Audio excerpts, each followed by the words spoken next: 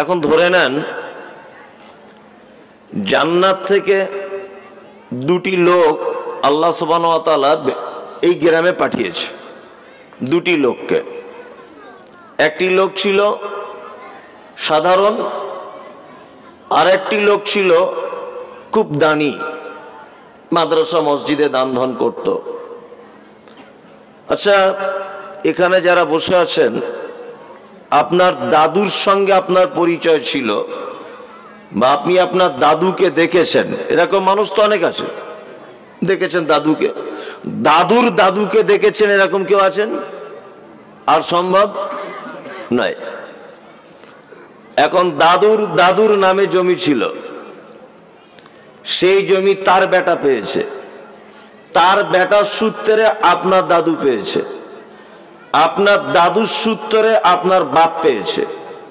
আপনার বাপ মারা যাবার পরে জমি রেকর্ড কেটে আপনার নামে দলিল রেকর্ড সবকিছু হয়ে গেছে। এখন যে লোকটা জান্নাত থেকে এসেছে বা আল্লাহ পাঠিয়েছে, ওই লোকটা আপনি যখন বর্তমানে বসবাস করছেন এই জায়গাটার মূল মালিক হচ্ছে সে। এবং সেই লোকটা এসে যদি আপনার কাল সকালে দরজা ঠুকে বলে, এই সব জমি আমার, তুমি যা লিচু বাগান চাষ করেছো সব আমার, এগুলো আমার ছিল, আমার জমি আমি দখল করব, কাগজ কিন্তু 2024 সালে এখন আপনার নামে। আচ্ছা বলুন তো, ও বাঁচবে না মরে যাবে? মার খেয়ে মরে যাবে। যে কে রে, তোকে চিনি না জানি না, কেউ নয়, বেকার লোক, পাজি কোথাকারে, চিটিংবাজ, কাগজ আমার, জমি আমার, আইনও তাই বলে। কিন্তু একটা দাতা লোক যে এসেছে, আল্লাহ যাকে পাঠিয়েছে, সে মসজিদে কিছু জমি দিয়ে গিয়েছিল, এই যে মসজিদটা হয়েছে। এখন 200 বছর পরে ওই লোকটা এসেছে, ভালো করে বুঝবেন।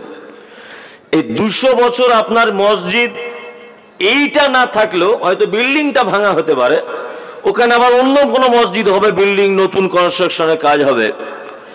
আচ্ছা, ও যদি এসে বলে যে এই মসজিদের জমিটা আমার দান করা, আচ্ছা বলুন তো দেখি, এটা মানুষ প্রমাণ করতে পারবে কি পারবে না? পারবে? পারবে। কারণ এই জায়গাটার হাত বদল হয়নি। হাত বদল হয়েছে? কিয়ামত পর্যন্ত হাত বদল হবে? হবে না। মসজিদে জমি দান করেছে কে? লেখা হয়েছে দলিল পত্রে, আব্দুর রহমান বেনিয়া গ্রামের দান করেছে মসজিদে জমি।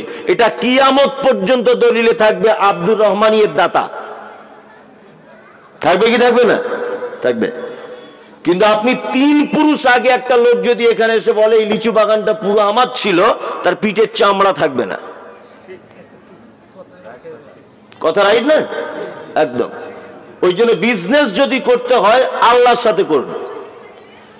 এ বিজনেস এমন এক বিজনেস যে আপনার নাম কাটার ক্ষমতা পৃথিবীর কারো নেই। এই যে মসজিদটা হয়েছে, বিশাল সুন্দর মসজিদ, জায়গাটা ধরে নেন কেনা হয়েছে, কিন্তু মসজিদের ফ্যানগুলো তো কেউ একজন দিয়েছে, মসজিদের সিমেন্টটা তো কেউ একজন দিয়েছে, মসজিদ কিনতে, জায়গা কিনতে তো টাকাটা কেউ না কেউ দিয়েছে, দিয়েছে না? তাহলে বলুন, যে লোক দান করেছে এর নাম জীবনে আর পরিবর্তন হবে না। আব্দুর রহমান এর মেন দাতা, কিয়ামত পর্যন্ত কাগজ প্রমাণ করবে।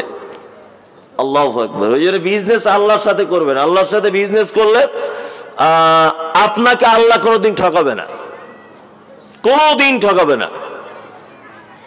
আর একটা কথা বলে দিই, আব্দুল শুকুর সাহেব এসে অনেক চাওয়াচাবি করছিলেন, দেন দেন দেন। আসলে উনি কিভাবে মানুষকে বুঝিয়েছে আমি জানি না। আমি একটা সামান্য কথা বলে দিই, শুনে রেখে দেন। আচ্ছা, আপনি বলুন, আপনার আব্বা বেঁচে আছে? আপনি বেঁচে আছে? কতদিন আগে মারা গেছে? আন্দাজে বলুন। 20 বছর? 2-3 বছর। 2-3 বছর আগে ওনার আব্বা মারা গেছে। আচ্ছা, আপনি মাঝে সাঝে সত্যি কথাটা বলবেন, আপনার আব্বার কবরে গিয়ে বলেন যে আল্লাহ আমার আব্বাকে একটু ক্ষমা করে দাও? যায় না। এর নাম পৃথিবী। এর নাম কি? পৃথিবী। ওই লোকটা নিজেই স্বীকার করছে যে আমি যাই না। কিন্তু ওই লোকটার বাপ সারা জীবন পরিশ্রম করেছে ওর ভবিষ্যতের জন্য, করেছে না? আমার বেটা কি করে ভালো খাবে, আমার বেটা কি করে বাড়ি করবে, আমার বেটা চাকরি কি করে হবে, আমার বেটা জমি কি করে হবে, আমার বেটা ভালো বউ হবে কি করে, আমার বেটা কি করে সুখে থাকবে। সারা জীবন ওর মতো করে ও পরিশ্রম চালিয়ে গেছে আমার বেটা সুখের জন্য। কিন্তু আজকে 3 বছর সেই লোকটা কবরে শুয়ে আছে, বেটার একদিনও যাবার টাইম হলো না যে আল্লাহ আমার আব্বাকে একটু ক্ষমা করে দাও। এর নাম পৃথিবী। যে ব্যাংকে টাকা আপনি জমা করে রেখে যাচ্ছেন আপনার বেটা বইয়ের জন্য, আপনি 1 মিনিটের জন্য পৃথিবীতে নেই, এটা আপনি ধরে নিন। আপনি হয়তো ভাবছেন যে আমি মারা গেলে আমার স্ত্রী কি করে চলবে, আমার মেয়ের কি করে চলবে। পৃথিবী আপনার জন্য অনুপরিমাণ সামান্য সময়ের জন্য থেমে থাকবে না, ওর গতিতে চলবে। আপনি মরে দেখুন, বরং আপনি মরে গেলে আপনার বেটা বেটিরা বেশি বিপদে পড়বে জায়গা জমি ভাগ করা নিয়ে। আপনি যান মরে দেখুন একবার, এটা তো দৃষ্টান্ত। এটা দেখে আপনার শিক্ষা হয় না যে লোকটা মারা গেল তার বেটা কবরে গিয়ে একবারও বলে না যে আল্লাহ আমার আব্বাকে একটু ক্ষমা করে দাও। আর 5 বছর পরে বাপের কবর চিনতেই পারবে না যে আমার আব্বাকে কোন জায়গাটা দিয়েছিলাম কবরস্থানে। চিনতে পারবে? চিনতে পারবে না। আপনি এখন হয়তো ভাবছেন যে আমার বেটা বেটি হাবি যাবি, সব কিছুই না, সব ফালতু, কিচ্ছু না সব। তবে আপনাকে আমি বলিনি যে আপনার অ্যাকাউন্ট 0 করে দিয়ে সব বেনিয়াগ্রাম মসজিদে দেন, এটা আমি বলিনি। এটা হাদিসেও মানা করা আছে। সন্তান তোমার পরিবারের জন্য রেখে তুমি আল্লাহ রাস্তায় ব্যয় করে দাও। আল্লাহ রাস্তায় কি করো? ব্যয় করো। এটা আমি শুরুতে আপনাদেরকে ভাবালাম, লাস্টে আবার আপনাদেরকে আরো কয়েকটি মূল্যবান কথা আপনাকে ভাবাবো ইনশাল্লাহ। 1, আমরা জানি যে কিয়ামতের দিনে আল্লাহ সুবহানাহু ওয়া তাআলা আহকামুল হাকিমিন, অর্থাৎ বিচারকের বিচারক সেদিন কে? আল্লাহ সুবহানাহু ওয়া তাআলা। আল্লাহ সুবহানাহু ওয়া তাআলা কুরসিতে বসে থাকবেন কিয়ামতের মাঠে। আল্লাহ সুবহানাহু ওয়া তাআলার কিয়ামতের মাঠে মানুষকে 3টি দলে ভাগ করবেন। কটি দলে? 3টি। কোরআনের শব্দ এসেছেন আসহাবুল ইয়ামিন। এক দল থাকবে আল্লাহ সুবহানাহু ওয়া তাআলার ডান দিকে। আর কোরআনের শব্দ এসেছে আসহাবুস শিমাল। আল্লাহ সুবহানাহু ওয়া তাআলার বাম দিকে একটা লোক থাকবে, এক দল। আর একটা দল থাকবে ওয়াসাবিকুন আস-সাবিকুন, যারা আল্লাহ সুবহানাহু ওয়া তাআলার সামনে থাকবে, একদম সামনে। এক দল ডান দিকে, এক দল বাম দিকে, এক দল থাকবে কোথায়? সামনে। এর 3টে দলের ভিতরে 2টি দল কোনো হিসাব লাগবে না, কিছু না, ওরা এমনিতেই জান্নাত চলে যাবে। কারা? যারা আল্লাহ সুবহানাহু ওয়া তাআলার ডান দিকে থাকবেন তারা জান্নাত চলে যাবে। যারা আল্লাহ সুবহানাহু ওয়া তাআলার সামনে থাকবেন তারা কারা? আনামাল্লাহু আলাইহিম মিনান নাবিয়্যিন ওয়াস সিদ্দীকিন ওয়াস শুহাদা'i ওয়াস সালিহিন। 4 শ্রেণীর মানুষ আল্লাহ সুবহানাহু ওয়া তাআলার সামনে থাকবে। 1, নবীগণ। 2, সাহাবীগণ। 3, শুহাদা, যারা আল্লাহর রাস্তায় জিহাদ করে শহীদ হয়েছে তারা। ওয়াস সালিহিন, সৎ কর্মশীলগণ। তারা কোথায় থাকবে? আল্লাহ সুবহানাহু ওয়া তাআলার সামনে। এখন কিয়ামতের মাঠে বিপদের সম্মুখীন কারা? যারা বাম দিকে থাকবে, তাই না? তাহলে বাম দিক আর ডান দিক, এই দুটো দিক হচ্ছে সাধারণ মানুষের জন্য। আর সামনের দিকের যে মানুষগুলি, এগুলো অসাধারণ মানুষ যারা পৃথিবীতে এসেছিলেন, তারা আল্লাহ সুবহানাহু ওয়া তাআলার সামনে থাকবেন। অসাধারণের ভিতরে মুহাম্মদ সাল্লাল্লাহু আলাইহি ওয়াসাল্লাম থাকবেন, নবী ইব্রাহিম থাকবেন, ইসমাইল থাকবেন, আবু বকর থাকবেন, উসমান থাকবেন, আলী থাকবেন, আব্দুর রহমান ইবনে আউফ থাকবেন।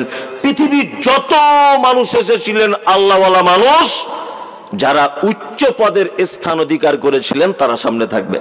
মানে ওই দলে আমরা ঢুকতে পারবো না ধরে নেন। তাহলে আমরা 2টো দলে থাকবো, একটা ডান দিকে, একটা বাম দিকে। ডান দিকের লোক খুব আনন্দের সঙ্গে থাকবে, বাম দিকের লোক কঠিন কি বিপদে থাকবে। এবং তাদের জন্য কোথায় জায়গা? জাহান্নাম। জাহান্নামটা বেশ আপনি বেশ ভালো করেই বলে দিলেন তো, মানে ওটা বলতে একবার ভাবলেনও না। যে এটা যে কি। আল্লাহু আকবার। এটা যদি আল্লাহ রসুলের সাহাবীদের মজলিস যদি হতো তা এতক্ষণ সাহাবায়ে কেরামগণ কেঁদে পাগল হয়ে যেত জাহান্নামের নাম শুনলে। আল্লাহু আকবার। জাহান্নাম তো অনেক দূরের ব্যাপার, অনেক দূরের। শুধু কিয়ামতের মাঠটা কেমন হবে, যে জায়গাটা আপনাকে দাঁড় করানো হবে, এই জায়গাটা কেমন আল্লাহ তাআলা বলছেন, ইয়াউমা তারাউনাহা তাযহালু কুল্লু মুরজিআতিন আম্মা আরজাআত ওয়া তাযাউ কুল্লু যাতিন হামলিন হামলাহা ওয়া তারান নাসা সুকারা ওয়া মা হুম বিসুকারা ওয়ালাকিন্না আযাবাল্লাহি শাদীদ।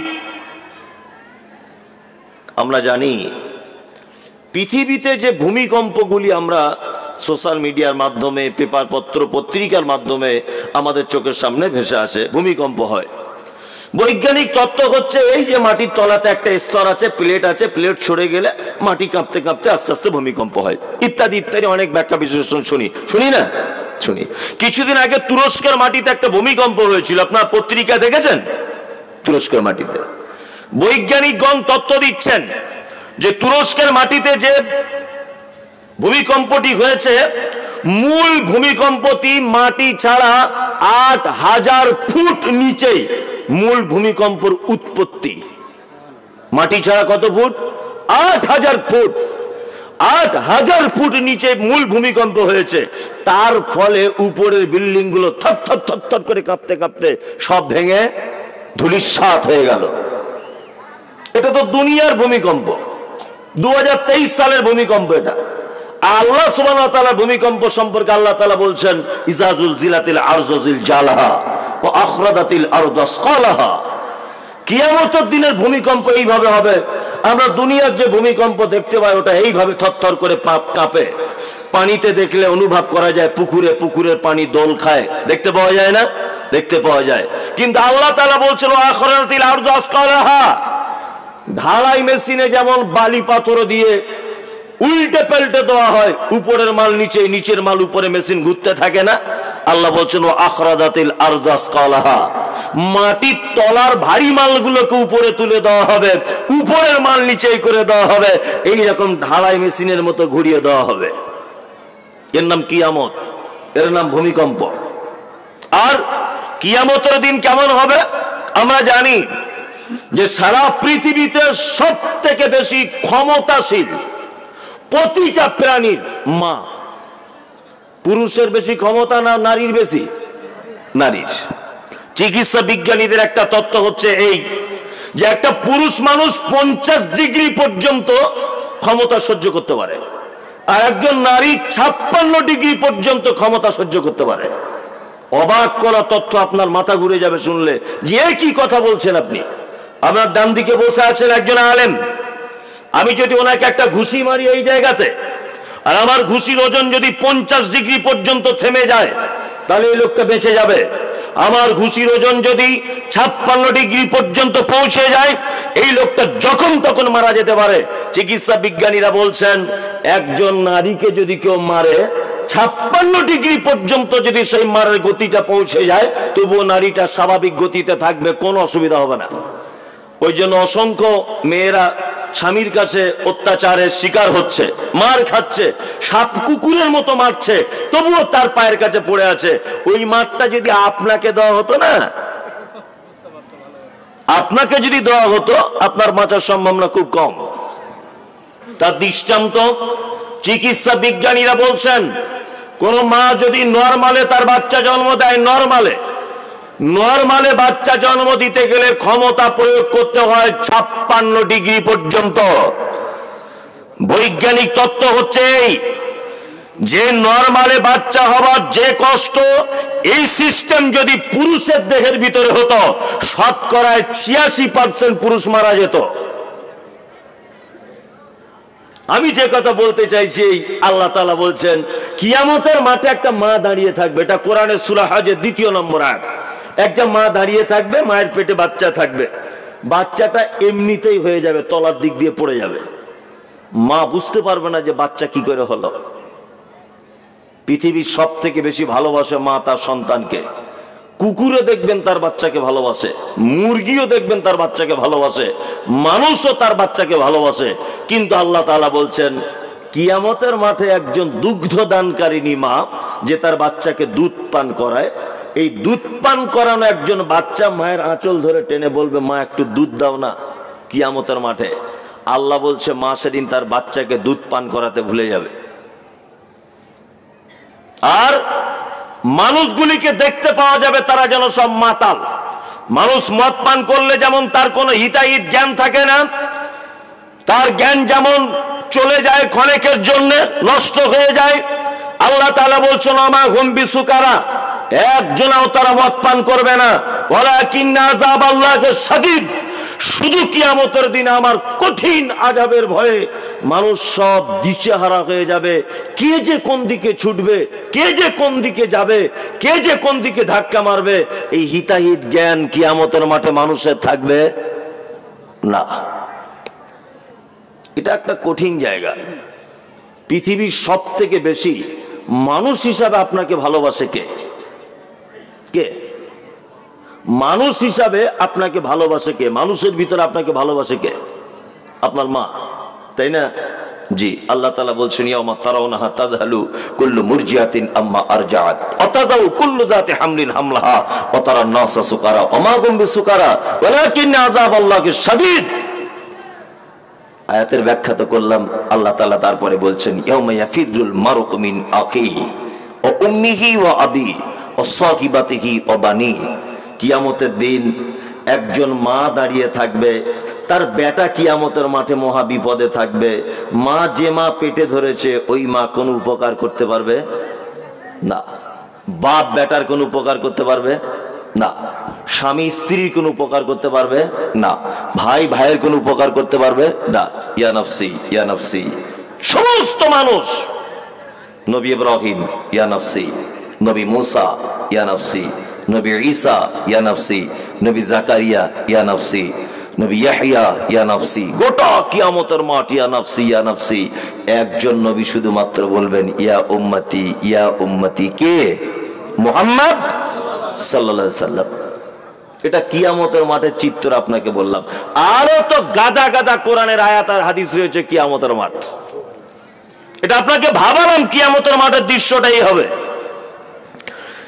ওই দিন আপনাকে দাঁড়াতে হবে আল্লাহ সুবহানাহু ওয়া তাআলা দুই দিকে, নয় ডান দিকে নয় বাম দিকে।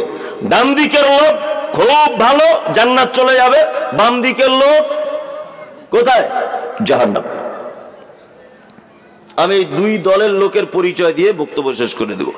কারণ আপনারা চিন্তা ভাবনা করুন কোন দলে থাকবেন। আমাদের সবার ইচ্ছা তো ডান দিকে থাকবো, হ্যাঁ, কিন্তু সেই ডান দিকের আমলটাও তো করতে হবে। করতে হবে না? করতে হবে। আমরা মানুষ কত বোকা। সামান্য একটা কথা বলি, গল্প ছড়ে বলছি যাতে আপনার বুঝতে সুবিধা হয়। আমি লেখাপড়া জানি না, এক কলমও লেখাপড়া জানি না, কিন্তু আমার মা প্রতিদিন দোয়া করছে আল্লাহ আমার ছেলে মমতাজুল ইসলামকে ফারাক্কার হাই স্কুলে হেডমাস্টার বানিয়ে দাও। আচ্ছা বলুন তো কিয়ামত পর্যন্ত দোয়া কবুল হবে? হ্যাঁ, কি করে সম্ভব? আমি তো লেখাপড়া জানি না। এই দোয়া করে তখন কবুল করা যাবে আমি উচ্চ শিক্ষায় শিক্ষিত, আমি স্কুলে চান্স পাচ্ছি না কোন একটা ত্রুটির কারণে। এখন আমার মা দোয়া করছে আল্লাহ দয়া করে দিয়ে দিতে পারে, কিন্তু আমি জীবনে স্কুলেই যাইনি আর আমার মা দোয়া করছে আল্লাহ আমার ছেলেকে হেডমাস্টার করে দাও। এটা কোনোদিন সম্ভব? সম্ভব না। আমরা শুধু নামাজে দোয়া করছি ইহদিনাস সিরাতাল মুস্তাকিম, সূরা ফাতিহায় বলি না? বাংলা মানে কি? আল্লাহ তুমি সহজ পথ দেখাও। সিরাতাল্লাযীনা আনআমতা আলাইহিম, তাদের পথ দেখাও যাদেরকে তুমি পুরস্কারিত করেছো। তাই তো? এই দোয়া করেই জীবনে সহজ পথ পাওয়া যাবে না। একটা মানুষ যদি তার জীবনের মরণ পর্যন্ত এই দোয়া যদি করেই যায় ইহদিনাস সিরাতাল মুস্তাকিম, আল্লাহ সহজ পথ দেখাও, সহজ পথ দেখাও, কোশ্চিন কালে সহজ পথ পাওয়া যাবে না। সহজ পথ পেতে গেলে সিরাতাল্লাযীনা আনআমতা আলাইহিম, আল্লাহ তুমি যাদেরকে পুরস্কারিত করেছো তাদের পথের প্রতীক করো। আপনাকে চলে যেতে হবে, খুঁজতে হবে কাদেরকে আল্লাহ পুরস্কারিত করেছে, তাদের মতো করে চলতে হবে। শুধু দোয়া করেই সোজা রাস্তা পাওয়া যাবে না। তারপরের আয়াতটা আপনাকে বুঝতে হবে যে আল্লাহ পুরস্কারিত কাদের করেছেন, তাদের মতো করে আমাদেরকে চলতে হবে। কথা ঠিক কিনা? একদম। আমি দুটো দলের দুটো পরিচয় দিয়ে দিই, প্রথমে ডান দিকের, তারপর বাম দিকের। নয় বাম দিকের নয় ডান দিকের, কারা কোন দলে থাকবেন আপনি বিবেচনা করে নেন। চলুন, আল্লাহ সুবহানাহু ওয়া তাআলা বাম দিকে যারা থাকবে, অর্থাৎ যারা জাহান্নাম চলে যাচ্ছে বা যাবে, তাদের ব্যাপারে পবিত্র কোরআনে বলছেন ওয়াইলুল লিকুল্লি হুমাযাতিল লুমাযা, দুর্ভোগ তাদের জন্য যারা মানুষের সামনে এবং পিছনে পরনিন্দা গীবত করেন নাকি? পরের পরনিন্দা গীবত পরচর্চা করেন? না, এখানে সব চলে না। চায়ের দোকানে বসে হয় সব আলোচনা, হয় না? একটা লোক মোটরসাইকেল কিনেছে, বুলেট গাড়ি। তা চায়ের দোকানে একটা লোক বলছে কি করে বুলেট গাড়ি কিনলো? তা আর একজন পাশ থেকে বলছে দেখ কোথাও টাকা পয়সা ঝেড়েছে। তো ও ঝেড়েছে তোমার বাপ দেখতে গিয়েছিল? তুমি এমনি বললে কেন ও টাকা ঝেড়েছে? বলছে বুলেট গাড়ি কি করে কিনলো? একজন দুতলা বাড়ি করেছে, পাশের বাড়ির লোক বলছে দুতলা বাড়ি করার অনেক গোপন রহস্য আছে। বলছে কি? বলছে দিল্লিতে কাজে গিয়েছিল, কোম্পানি 25 লাখ টাকা ঝেড়ে নিয়ে এসছে। ও ঝেড়ে নিয়ে এসছে তুমি দেখেছিলে না? কোম্পানি তোমায় ফোন করে বলেছে? এরকম লোক আছে? আছে? আল্লাহ তাআলা বলছেন ইয়া আইয়ুহাল্লাযীনা আমানু, এই তোমরা যারা ঈমানের স্বীকৃতি প্রদানকারী, ইজতানিবু কাসীরাম মিনাজ জান্নি ইন্না বাযাজ জান্নি ইসমুন, ধারণা করে কথা বলিও না, ধারণা করে কথা বলিও না, কারণ অধিকাংশ ধারণায় মিথ্যা। কি বললাম বুঝলেন? ধারণা করে কথা বলিও না। আল্লাহ তাআলা বলছেন ওয়াইলুল লিকুল্লি হুমাযাতিল লুমাযা, দুর্ভোগ, খারাপি, জাহান্নাম তাদের জন্য যারা মানুষের সামনে এবং পিছনে বদনাম করে বেড়ায়। মৌলভী সাহেব ব্যাপারটা বুঝতে পারছি না, তাহলে চোরকে চোর বলা যাবে না? আমি তো নিজে দেখেছি ও চুরি করেছে, তবুও বলা যাবে না? জি না। তাহলে গীবত কাকে বলে, পরনিন্দা কাকে বলে? আমি মমতাজুল ইসলাম বেনিয়া গ্রামে মসজিদের একটা ঘড়ি চুরি করেছি। এটা দেখতে পেয়েছে কে? না আব্দুল্লাহ মাস্টার দেখতে পেয়েছে। আমি একজন আলেম মানুষ, আব্দুল্লাহ ছাড়া আর কেউ দেখতে পাইনি যে আমি ঘড়িটা চুরি করেছি। চায়ের দোকানে বসে আছি ফারাক্কাতে, 20 জন লোক বসে আছে, সবার সামনে আব্দুল্লাহ সাহেব আমাকে বলছে মমতাজুল সাহেব কাল যে আপনি ঘড়িটা চুরি করলেন এটা কি ঠিক হলো? কেউ জানতো না, শুধু আব্দুল্লাহ একা জানে। এখন চায়ের দোকানে 20 জনের সামনে যে কথাটা আমাকে বলল, আমি একজন আলেম মানুষ, ভুল করে শয়তানের চক্রান্ত করেই ফেলেছি। বলুন তো আমার মান সম্মানে লাগবে কি লাগবে না? লাগবে। এর নাম গীবত। এর নাম কি? গীবত। আল্লাহ নবী সাল্লাল্লাহু আলাইহি ওয়াসাল্লাম বলছেন তুমি তোমার ভাইয়ের ব্যাপারে এমন কথা বলছো, তোমার ভাইয়ের ভিতরে সে দোষ আছে, কিন্তু তোমার ভাইকে তুমি যদি জনসমক্ষে সে কথা বলে দাও আর তোমার ভাই যদি কষ্ট পায়, তার নাম গীবত। তুমি যদি ওর দোষটাকে লুকিয়ে রাখতে, তুমি যদি ওর চুরিটাকে ছুপিয়ে রাখতে, তুমি ওরকম অসংখ্য পাপ করেছো গোপনে, তোমার পাপ ধরা পড়েনি তাই মুমতাজুলেরটা তুমি দেখতে পেয়েছো তাই বগল বাজাচ্ছ। তুমি যদি মুমতাজুলের পাপটা লুকিয়ে রাখতে, তাহলে কিয়ামতের মাঠে অসংখ্য তোমার যে অপরাধ রয়েছে, তোমার অপরাধগুলো আমি আল্লাহ ফাঁস করতাম না, আমিও তোমারগুলো চুপিয়ে দিতাম। কি বললাম বুঝলেন? আমরা কি অপরাধ হোক না হোক, শুধু একটু যদি নমুনা কিছু পেয়ে যাই তাহলে তো একেবারে হয়েই গেল। নমুনা যদি কিছু পেয়ে যাই, তাই না? এখন সারা এলাকা করতে শুরু করে দিলাম, অমুক লোক, অমুক ইমাম সাহেব এই করেছে, অমুক হুজুর এই করেছে, অমুক মাস্টার এই করেছে। তা করেছে, তোমাকে একটু কথাটা ছুপিয়ে রাখতে অসুবিধা কি ছিল? কিছু লোকই আছে তাদের জন্ম হয়েছে এই কারণে যে পরনিন্দা, গীবত আর গোয়েন্দাগিরি করা। সব গ্রামেই আছে, আছে না? প্রত্যেক গ্রামে আছে। আমার মনে হয় তাদের জন্মই হয়েছে এই কারণে, শুধু গীবত আর পরনিন্দা করবে। পরচাচা ও কি করে দুতলা বাড়ি করলো, ও ভালো পাঞ্জাবি কেন পড়ে, ও ডান হাতে ঘড়ি পড়ে, ও বুলেট গাড়ি চেপে বেড়াচ্ছে, তুমিও চাপো, তুমিও চাপো, মেহনত করো, তোমারও হবে। তুমি কেন এত হিংসায় জ্বলছো? একদম নয়। তাহলে গীবত বুঝে নিলাম এমন একটা অপরাধ যেটা তোমার ভাইয়ের ভিতরে আছে, কিন্তু জনসমক্ষে বললে তোমার ভাই রাগ করে, তার নাম গীবত, তাই না? এবার আপনাকে একটা কথা বলি, পৃথিবীতে যত পাপ আছে, যত পাপ, তার ভিতরে সব থেকে বড় এবং ভয়ঙ্কর পাপ শিরক, তাই তো? তারপরে সব থেকে ভয়ঙ্কর পাপ, তার নাম গীবত। একটা কথা আছে, আল গীবতু আসাদ্দু মিনাজ জিনা, গীবত ব্যভিচারের থেকেও খতরনাক পাপ। যদি এটা হাদিস নয়, আরবি প্রবাদ বাক্য। এইরকম কোন হাদিস নেই যে গীবতের থেকে, ব্যভিচারের থেকে গীবত বড় পাপ, এরকম কোন সহি হাদিস পাওয়া যায় না। আল গীবতু আসাদ্দু মিনাজ জিনা, যে শব্দটা বাজারে চলছে, এটা আরবি প্রবাদ বাক্য, এটা হাদিস নয়, মাথায় রাখবেন। তবু আমি বলবো যে অরিজিনালি ব্যভিচারের থেকে গীবত বড় পাপ। যদি বলছেন কেমন করে, এবার আপনাকে একটা কথা বলি। আমি রাতের অন্ধকারে আমার মামাতো বোনের সাথে ব্যভিচারে লিপ্ত হয়েছি। কখন? সন্ধ্যা 7টায়। আমার মামা বাড়ি ছিল না, আমার মামি বাড়ি ছিল না, আত্মীয় স্বজন কেউ ছিল না। এই সুযোগে আমি আমার বোনের সঙ্গে ব্যভিচারে লিপ্ত হয়েছি। ইশার আজান দিয়েছে মুয়াজ্জিন, হাইয়া আলাস সালাহ। আমার মনে আল্লাহর ভয় চলে এলো। ইস, জীবনে যে পাপ করিনি সে পাপ আজকে করে ফেললাম। ক্ষমা চাইতে লাগলাম, আল্লাহ ক্ষমা করে দাও, আল্লাহ মাফ করে দাও। আল্লাহ জীবনে কোনোদিন করবো না।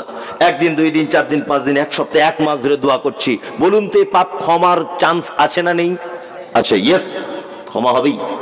কোনো সম্ভব অসম্ভবের কিছু নেই, ক্ষমা হবেই, তাই না?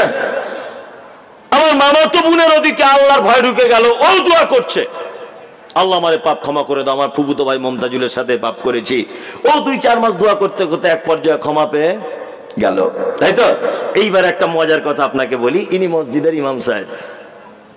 এখন ওনার বদনাম করেছি আমি ফারাক্কার ওই ব্রিজটার কোনাতে একটা চায়ের দোকানে, ও বদনাম করেছি। এখন ওর বদনাম করার পরেই জলসা শুনতে এসেছি, আর বক্তা মমতাজুল বক্তব্য রাখছে গীবত মহাপাপ, মহাপাপ। ও তখন এইটা শুনে বলছে, ওরে বাবা, ইমাম সাহেবের বদনাম করেছিলাম, তাহলে কি করবো এখন? হ্যাঁ, তাহলে ওর কাছে চলে যাই, গিয়ে বরঞ্চ ক্ষমা চেয়ে এলি। ইমাম সাহেবের কাছে গিয়ে বলছে, ভাই আপনার নামে ভুল করে বদনাম করেছি, আপনি আমাকে একটু ক্ষমা করে দেন। ইমাম সাহেব বলছে, ঠিক আছে, আমি আল্লাহর রাস্তায় ক্ষমা করে দিলাম। বলুন তো, ক্ষমা হয়েছে কি হয়নি? হয়নি, হবে না। যদি বলছেন এটা কেমন কথা, যার নামে বদনাম করেছে সে ক্ষমা করে দিচ্ছে, তবুও হবে না? না। আরে তুমি যে চায়ের দোকানে বদনাম করেছো, ওই চায়ের দোকানে 20 জন লোক বসেছিল। তার 20 জনের ভিতরে একজন বাসুদেবপুরে গিয়ে বলেছে, আর একজন কালিয়াচকে গিয়ে বলেছে, আবার কালিয়াচকে একজন শুনে ও গিয়ে বলেছে সেই রায়গঞ্জের ওখানে, রায়গঞ্জের ওখান থেকে একজন শুনে আবার শিলিগুড়িতে ফোন করে বলছে বেনিয়াকে ইমাম সাহেব এই করেছে। এই পাপের তো বাচ্চা হয়েছে, বাচ্চা হয়েছে না? তো ইমাম সাহেব ক্ষমা করে দিল, কিন্তু এত লোকের কাছে ক্ষমা চাইবে কেমন করে? কঠিন ব্যাপার।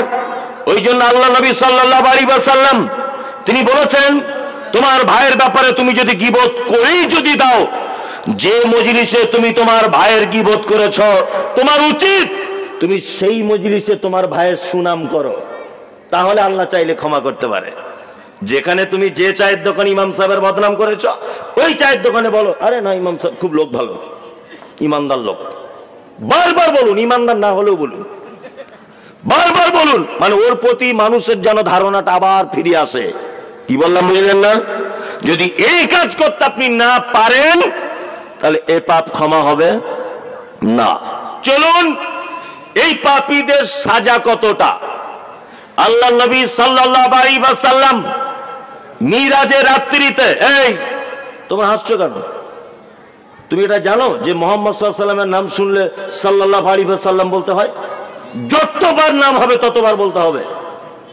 স্টেজে যারা বসে আছেন, স্টেজের বাইরে যারা, মাইকের যারা আওয়াজ শুনছেন, সকলের কাছে বিনীত অনুরোধ, নবীর নাম শুনলে সাল্লাল্লাহু আলাইহি ওয়াসাল্লাম যেন মিস না হয়। কি বললাম বুঝলেন? চলুন, মুহাম্মদ সাল্লাল্লাহু আলাইহি ওয়াসাল্লাম মিরাজের রাত্রিতে মিরাজে যাচ্ছেন। যেতে যেতে রাস্তাতে অনেক ঘটনা, তার ভিতরে একটা ঘটনা হচ্ছে এই, আল্লাহ রাসূল বলছেন একটা লোককে রক্তের নদীতে ফেলে দেওয়া হয়েছে, ফুটন্ত রক্তের নদী। সেই নদীটায় লোকটা হাবুডুবু খাচ্ছে, লোকটা বারবার নদীর পাড়ে আসার চেষ্টা করছে। আমি ফেরেশতাদেরকে দেখলাম নদীর পাড়ে, তাদের হাতে রয়েছে বড় বড় পাথর, এই পাথর দিয়ে ওই লোকটা যখন নদীর পাড়ে আসার চেষ্টা করছে তখন তার মাথাতে পাথর দিয়ে মারা হচ্ছে, তার মাথাটা ভেঙে চৌচির হয়ে যাচ্ছে, আবার সাথে সাথে মাথাটা ঠিক হয়ে যাচ্ছে। আল্লাহ নবী জিবরিলকে জিজ্ঞাসা করে বলছেন, জিবরিল, লোকটি কে? কে লোকটি যে বারবার ফুটন্ত নদী থেকে বাঁচার জন্য ডাঙাতে আসছে, পারে আসার চেষ্টা করছে, আর বারবার ফেরেশতারা তার মাথাটাকে ভেঙে চৌচির করে দিচ্ছে? কে? তখন জিবরিল আমিন বলছেন, এটা আপনার উম্মতের ওই লোকটা, যে লোকটা সুদের টাকা খেত। সুদ খায়? এলাকায় চলে? এলাকায় খায় না। তাহলে তো মিটেই গেল, সুদ খায় না। তবে একটা কথা বলে রাখছি, আপনি যদি সুদের আওতাতে পড়েই যদি যান তাহলে অবশ্যই বার হবার চেষ্টা করুন। একটা নোংরা কথা আপনাকে বলি, শুনুন। আল্লাহ নবী সাল্লাল্লাহু আলাইহি ওয়াসাল্লাম সুদের ব্যাপারে একটা নোংরা কথা বলছেন যে কোনো মানুষ যদি 1 দিরহাম, 1 টাকা যদি সুদের খায় তাহলে তার মায়ের সাথে ব্যভিচার করলে যে পাপ হয় এই পাপ হয়। এবার আপনাকে আমি বলছি যাতে আপনি ছাড়তে পারেন। আপনার মা মারা গেছে, আপনার মা মারা গেছে, কবরে চলে গেছে আপনার মা। এখন আপনি তার একমাত্র সন্তান, তাই না? আপনার মা কিন্তু খুব আল্লাহওয়ালি মেয়ে ছিল। আপনার মা মারা গেছে, কবরে শুয়ে আছে। আপনি সন্তান হিসেবে এত বদমায়েশ যে সুদের টাকা খাচ্ছেন। মুহাম্মদ সাল্লাল্লাহু আলাইহি ওয়াসাল্লাম কি বলছেন? তোমার মায়ের সাথে ব্যভিচার করলে যে পাপ, ওই পাপ তোমার আমলনামাতে তুলে দেওয়া হবে, অথচ আপনার মা এখন মারা গেছে, বেঁচে নেই। কত খারাপ ব্যাপার বলুন তো? খারাপ ব্যাপার না? খুব খারাপ ব্যাপার। সুদ তো বর্তমান বাজারে রমরমিয়ে বিজনেস চালাচ্ছে। আল্লাহু আকবার। আল্লাহ তুমি আমাদের এই মানে নিকৃষ্ট পাপ থেকে তুমি জাতিকে বাঁচাও, বলুন আমিন। আর একদমই নয়, যারা ভুল কাজ করেছেন তওবা করে দেন, আর তওবা করলে সঙ্গে সঙ্গে মাপ, সঙ্গে সঙ্গে। আপনার তওবা 1 সেকেন্ড দেরি নেই মাপ হতে, শুধু আপনি একবার মাপ করে দেন।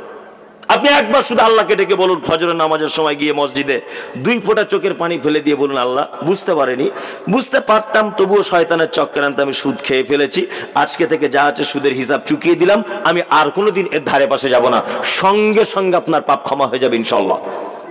কোনো ভয় নেই, লজ্জার কিছু নেই। আপনার কাছে বিনীত অনুরোধ, যদি এইরকম নেককারজনক পাপের ভিতরে আপনি যদি লিপ্ত থাকেন তাহলে অবশ্যই আপনি পাপ থেকে চলে আসার চেষ্টা করুন। আল্লাহ নবী সাল্লাল্লাহু আলাইহি ওয়াসাল্লাম তিনি বলেন, এই লোকটাকে দেখার পরে আমাকে একটা ফাঁকা ময়দানে নিয়ে যাওয়া হলো। ফাঁকা ময়দানে তাকিয়ে দেখছি একটি লোক, তার নখগুলো তামা দিয়ে তৈরি করা, এই বড় বড় তার নখ। লোকটিকে দেখলাম যে তার মুখের গোস্ত, বুকের গোস্ত, তার হাড় হাড্ডি সে যেন নিজেই সব ছিটছে।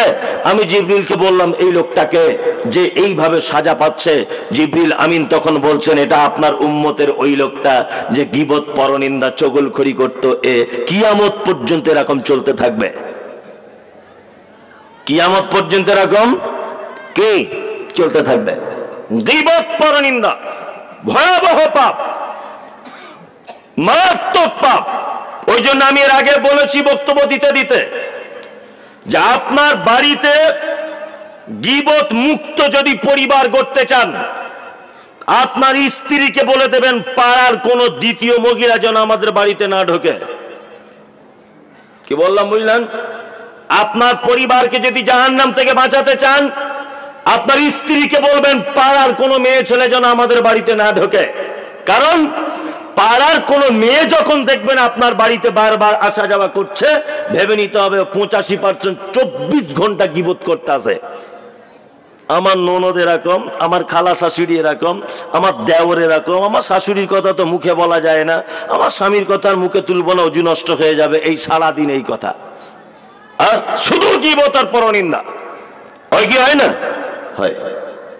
আল্লাহ সুবহানাহু ওয়া তাআলা বলছেন, ওয়াইলুল লিকুল্লি হুমাযাতিল লুমাযা, দুর্ভোগ তাদের জন্য, বান্দিকে দলের লোকেরা যারা মানুষের সামনে এবং পিছনে গীবত, পরনিন্দা করে। আল্লাযী জামা মালা ওয়া আদ্দাদা, দ্বিতীয় লোক তারা যারা তাদের মাল জমা করে এবং গুনে গুনে রাখে। ইয়াহসাবু আন্না মালাহু আখলাদা, এবং তারা ভাবে যে আমার মাল চিরস্থায়ী আমার থাকবে, মাল আমাকে বাঁচাবে। মাল বাঁচাতে পারে? বাঁচাতে পারে? কিছুদিন আগে মারা গেল না ভারতবর্ষে একজন বিখ্যাত ধনী লোক, কি নাম? রতন টাটা, ও কি আপনার আমার মতো লোক ছিল নাকি আদা রসুনওয়ালা? হ্যাঁ, কত হাজারো মানে কোটি কোটি টাকার মালিক, বিজনেসের তার শেষ নেই, কর্মচারী শেষ নাই, বিল্ডিং বালাখানা শেষ নাই। বাঁচতে পেরেছে? পৃথিবীতে কেউ বাঁচতে পারেনি। শাহজাহান বেঁচে আছে? বেঁচে নেই। হারুন রশিদ বেঁচে আছে? বেঁচে নেই। পৃথিবীতে কেউ কোনোদিন যদি মনে করে আমি অর্থের লোভে বাঁচবো, বাঁচতে পারে না। কত কমরেড চলে গেল, কত বিদ্বান চলে গেল, কত কোটিপতি তার জানাজাই হলো না, লাশ খুঁজে পাওয়া যায়নি। কত ঘটনা যে ঘটে। আল্লাহ তাআলা বলছেন ইয়াহসাবু আন্না মালাহু আখলাদা, যারা সম্পদ কামাতে কামাতে এটা ভাবে যে আমার সম্পদ আমার সব উপকার করে দিবে। সম্পদ সব উপকার করতে পারে? কখনো পারে? পারে না। আল্লাহ তাআলা বলছেন কাল্লা, কখনোই নয়, লা ইউমবাযান্না ফিল হুতামা, অচিরেই তাদেরকে ধরে হুতামা নামক জাহান্নামে ঢোকানো হবে। ওমা আদরাকা মাল হুতামা, আল্লাহ নবীকে ডেকে বলছেন নবী আপনি কি জানেন হুতামা কার নাম? নারুল্লাহিল মুকাদা, হুতামা জাহান্নাম মানে আল্লাহ তাআলা বলছেন এটা আমার নিজস্ব প্রজ্বলিত আগুন। আল্লাতী তাত্তালিউ আলাল আফইদা, এই আগুনের এত তীব্রতা যে মানুষের অন্তঃকরণ পর্যন্ত পুড়িয়ে ছাই করে দেওয়া হবে। ইন্নাকা আলাইহিম মুসাদা, এবং জাহান্নামের ভিতরে মানুষকে কি করা হবে? বেঁধে রাখা হবে। ফি আমাদিম মুমাদ্দাদা, আর লোহার তৈরি করা খুঁটিতে করে তাদেরকে কি করা হবে? বেঁধে রাখা হবে জাহান্নামের ভিতরে। এই লোকগুলোর যে গুণ বললাম, এরা থাকবে কোথায়? বাম দিকে, তাই না? ডান দিকে কারা থাকবে? আল্লাহ তাআলা ডান দিকের লোকের কথা বলছেন।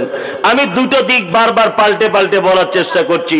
এক, আল্লাযীনা ইউনফিকুনা ফিস সাররাই ওয়াজ যাররাই ওয়াল কাযিমিনাল গায়যা ওয়াল আফিনা আনিন নাস। আল্লাহ তাআলা বলছেন চারটি লোক রয়েছে সারা পৃথিবীতে, এরা ডান দিকে থাকবে। তার ভিতরে এক নম্বরের লোক হলো আল্লাযীনা ইউনফিকুনা ফিস সাররাই ওয়াজ যাররাই। ডান দিকের লোক কারা? যাদেরকে সম্পদ দেওয়া হয়েছে, যাদেরকে টাকা দেওয়া হয়েছে, যাদেরকে জমি জায়গা দেওয়া হয়েছে, বাগান পুকুর যাদেরকে দেওয়া হয়েছে, ব্যাংক ব্যালেন্স রয়েছে কোটি কোটি টাকা। আল্লাহ বলছে তারা সুখে থাক, তারা বিপদে পড়ে যাক, তারা বিপদ এবং সুখে দুঃখে আমার রাস্তায় যখন তাদের কাছে চাওয়া হয়, তারা তখন কৃপণতা না করে আমার রাস্তায় খরচা করে দেয়। আমার রাস্তায় যারা দান করে দেয়, এরা ডান দিকে থাকবে। কোন দিকে? ডান দিকে। এই এতক্ষণ তো অনেক দানের হাদিস শুনেছেন। আমি একটা লোককে আপনার কাছে পরিচয় করব। এই লোকটার নাম বলি, এর নাম হযরতে উসমান রাদিয়াল্লাহু তাআলা আনহু। এই একটা মজার কথা বলি, আল্লাহ নবী সাল্লাল্লাহু আলাইহি সাল্লাম তিনি বলছেন যে মানুষের ভিতরে সব থেকে নরম হৃদয়ের মানুষ হযরত আবু বকর। কে? আবু বকর। মানুষের ভিতরে ইসলামিক ব্যাপারে সব থেকে কঠিন, তার নাম ওমর রাদিয়াল্লাহু তাআলা আনহু। মানুষের ভিতরে সব থেকে লজ্জাশীল কে? হযরতে উসমান। আল্লাহু আকবার। একটা চমৎকার হাদিস আছে, সহিহ মুসলিমের হাদিস 2442 নম্বর হাদিস। বর্ণনা করছেন আম্মাজান আয়েশা সিদ্দিকা রাদিয়াল্লাহু তাআলা আনহা। আম্মাজান আয়েশা বলছেন একদা আল্লাহ রাসূল আমার কাছে শুয়ে আছেন। ভালো করে শুনুন, আল্লাহ রাসূল আম্মাজান আয়েশার কাছে পাশে শুয়ে আছেন, আর আল্লাহ রাসূলের ইজার পায়জামা বা লুঙ্গিটা একটু উঠে আছে, এরকম হালকা একটু উঠে আছে। দরজায় কে? কে বাইরে? কে? আমি হযরত ওমর। ঠিক আছে ঠিক আছে, ভিতরে এসো। ওমর মানে কে? ওমর মানে শ্বশুর, তাই তো? কথাবার্তা বললেন, তারপরে আবার দরজায় কে? আবু বকর। আবু বকর মানে শ্বশুর, আয়েশার বাপ, দুইজনের শ্বশুর। তা ওইভাবেই আল্লাহ রাসূল সাল্লাল্লাহু আলাইহি সাল্লাম শুয়ে আছেন, কাপড়টা এরকম ওঠায় আছে, একটুখানি ওঠায় আছে কাপড়, এলোমেলো কাপড় অবস্থায়। তা আম্মাজান আয়েশা বলছেন আল্লাহ রসুল আবু বকর আর ওমরের সাথে ওইভাবেই শুয়ে কথা বললেন বা বসে কথা বললেন, লুঙ্গিটা তোলা অবস্থায়। এইবার দরজা আওয়াজ করছেন, কে? উসমান। আল্লাহ রাসূল সাল্লাল্লাহু আলাইহি ওয়াসাল্লাম উসমানের গলার আওয়াজ পেয়ে তাড়াতাড়ি করে উঠে পড়লেন, লুঙ্গি জামা কাপড় সব ঠিক করছেন, চলে গেলেন। কে? হযরত আবু বকর চলে গেলেন, ওমর চলে গেলেন প্রয়োজন মিটিয়ে। হযরতে ওসমান আল্লাহর নবীর কাছে প্রয়োজনীয় কথা বলছেন। কথা বলা হয়ে গেল, হযরত উসমান তিনি চলে গেলেন, আর আম্মা জান আয়েশা আল্লাহর নবীর কাছে বসে বলছেন, ইয়া রাসূলুল্লাহ, আমার জানতে বড় ইচ্ছা করে, আমার আব্বা আবু বকর, তার নাম আপনার শ্বশুর, আপনার বাড়িতে এলো, আপনি জামা কাপড় ঠিক করলেন না। আপনার শ্বশুর ওমর এসেছে, আপনি তারপরেও জামা কাপড় ঠিক করলেন না, উঠে বসলেন না, অথচ হযরতে উসমানকে দেখে কেন আপনি দাঁড়ালেন? বিশ্ব নবী বলছেন, আয়েশা রে, আরে উসমানকে দেখে কেন সম্মান জানাবো না? তোমার কি জানা নেই আয়েশা, উসমানকে দেখে আকাশের ফেরেশতারা পর্যন্ত লজ্জা পায়। উসমানকে দেখে লজ্জা পায় কে? ফেরেশতারা পর্যন্ত লজ্জা পায়। দান কাকে বলে? জীবনে কত দান করেছেন? আমাদের তো দান করার এইরকম সিস্টেম, আমার নামে 5000, তার নাম বলতে ভুলে গেছে মৌলভী সাহেব, আবার এসে বলছে আমার নামটা বলুন, আর নাম বলে দিলে আশরাফুল 5000, বলছে শুধু আশরাফুল নয়, আলহাজ, আমি টাটকা হজ করে এসেছি। মানে ও বলতে চাইছে আমার নাম আশরাফুলটা বারবার বলুন, আমি 50,000 টাকা দিয়েছি। কি বললাম বুঝলেন না? বারবার তার নামটা সে শুনতে চাইছে। তার উদ্দেশ্য যদি এই হয় যে আমি দিয়েছি, আমি একজন দাতা, বারবার লোক শুনুক, তাহলে ওই দান করেই কিন্তু বিপদে পড়ে যাবে কিয়ামতের মাঠে। কি বললাম বুঝলেন? যদিও কোরআনে শব্দ এসেছে সিররাম ওয়া আলানিয়া, গোপনেও দান করা যায়, প্রকাশ্যেও যায়, কিন্তু প্রকাশ্যে দানের ভিতরে অনেক সময় রিয়া বুঝতে পারা যায় না, রিয়া বুঝতে পারা যায়। দেখুন এবার আপনাদেরকে পৃথিবীর এক অতুলনীয় মানুষের সাথে আপনাদের পরিচয় করিয়ে দিই। তিনি হচ্ছেন হযরত উসমান রাদিয়াল্লাহু তাআলা আনহু। দেখুন ডান হাতের লোক কাদের বলে? আল্লাহ নবী সাল্লাল্লাহু আলাইহি ওয়াসাল্লাম মক্কা ছেড়ে মদিনায় এলেন।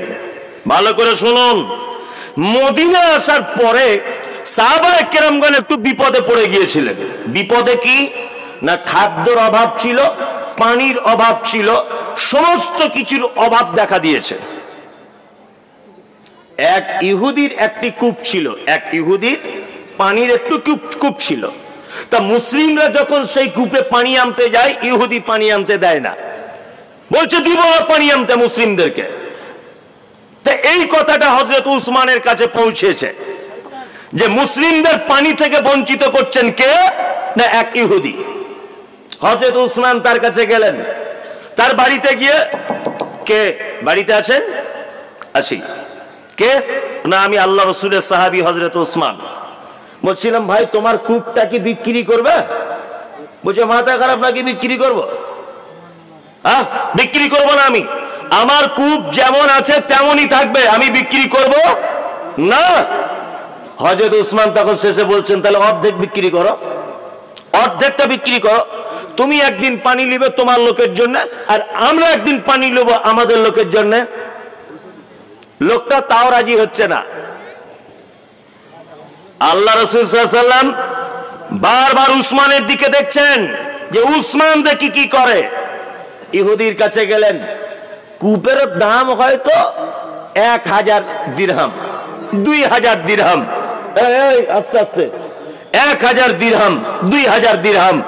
হযরত উসমান গিয়ে বলছেন কত টাকা নিবে, কত নিবে বলো তো? তার লোকটা তখন দাম চেয়েছে 35,000 দিরহাম। হযরত উসমান বলছেন নাও তোমার 35,000 দিরহাম নাও। 35,000 দিরহাম মানে 8,05,000 টাকা।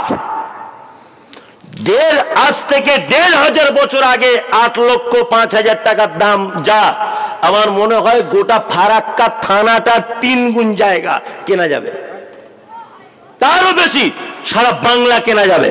আর আজ থেকে ৫০ বছর আগে জমির বিঘা ছিল ৩,০০০ টাকা, তাই না? মাঠের জমির দাম ছিল না ৩,০০০, ২,০০০, তাও লোক কিনতে পারতো না। আজ থেকে ১,৫০০ বছর আগে ৮,৫০,০০০ টাকা অর্থাৎ ৩৫,০০০ দিরহাম দিয়ে কূপটা ক্রয় করলেন কে? হযরতে উসমান। আল্লাহ নবী কেসে বলছেন, আল্লাহর নবী গো, আর আপনি চিন্তা করবেন না, টেনশন করবেন না, একজন মুসলিমের ওযু করার পানি আর অসুবিধা হবে না, পান করার পানি অসুবিধা হবে না, রান্না বান্নার পানি অসুবিধা হবে না। আল্লাহর নবী গো, আমি বড় ভুলকারী, আমি হলাম হযরতে ওসমান, আমি ৩৫,০০০ দিরহাম দিয়ে আমি ওই কূপটাকে ক্রয় করে নিয়েছি, আর কূপটা আমি আমার নামে রাখতে চাই না। আল্লাহর নবী গো, আমি মুসলিম ইমানদারদের জন্য ওয়াকফ করে দিলাম, সারা জীবনের থেকে আপনি পানি পান করুন। এবার একটা মজার কথা বলি, মজার কথা হচ্ছে এই, সেই কূপের পানি মুসলিমরা পান করতে লাগলো। ২, কূপের চারিদিকে খেজুরের গাছ লাগানো হলো। বর্তমানে আমি নিজে চোখে দেখে আসার কথা বলছি, চামড়ার চোখে দেখে আসার কথা। সেই কূপ আজও পর্যন্ত আছে, তার নাম হচ্ছে বীরে রুমা। কি বললাম? বীরে রুমা। আজও পর্যন্ত হযরত উসমানের সেই খেজুরের মানে আপনার কুয়াটা আজও পর্যন্ত রয়েছে। কি বললাম বুঝলেন? তার আশেপাশে রয়েছে ১৬০০ খেজুরের গাছ। কুয়া থেকে খেজুরের পানি দেওয়া হয় গাছের গোড়াতে মেশিনের সাহায্যে, আমি নিজে দেখে আসার কথা বলছি। আর ওই খেজুর বিক্রি করে যে টাকা লভ্যাংশ হয়, তার ১% এতিমদের মাঝখানে, দুস্থদের মাঝখানে বিলি বন্টন করা হয়। ২, আরেক % বাগানের কাজে লাগানো হয়, আরেক % হযরতে উসমান গনি রাদিয়াল্লাহু তাআলা আনহুর নামে ১,৫০০ বছর আগে কারাদানি, ২০২৪ সাল আজও পর্যন্ত আরবের মাটিতে হযরত উসমানের নামে আজও ব্যাংকের অ্যাকাউন্ট আছে। এটা কারো জানা আছে? আজও পর্যন্ত হযরত উসমানের নামে ব্যাংকের অ্যাকাউন্ট আছে। আমাদের পশ্চিম বাংলায়, সারা ভারতবর্ষে যত মাদ্রাসায় এতিমদের নামে যত টাকা আছে, অনেক মাদানী সাহেবরা দেখবেন টাকা পয়সা করিয়ে দেয় এতিম ছাত্রদের জন্য, করিয়ে দেয় না? এর 80% টাকা হযরত উসমান গনির ফান্ড থেকে আসে। সুবহানাল্লাহ। আর একটা আপনাকে আশ্চর্য কথা বলি, মসজিদে নববীর সামনে, আমি তো প্রায় মাসামাসি উমরায় যাচ্ছি, দেখতে পাচ্ছেন মসজিদে নববীর সামনে ৫ তলা বিশাল বিল্ডিং, বিল্ডিংটির নাম হচ্ছে সাইয়্যিদুনা উসমান রাদিয়াল্লাহু তাআলা আনহু। ওনারই খেজুর গাছ বিক্রি করে, খেজুর বিক্রি করে বিল্ডিং নির্মাণ করা হয়েছে। ওই বিল্ডিং থেকে যে টাকা হয়, ওইটাকে এতিম ফকির মিসকিনদের মাঝখানে বিলি বন্টন করা হয়। পৃথিবীর ইতিহাসে এক উজ্জ্বল, কি মাইক্রোফোন লাগিয়েছে এগুলো? এগুলো মাইক্রোফোন, এগুলো এরকম মাইক্রোফোন হয়?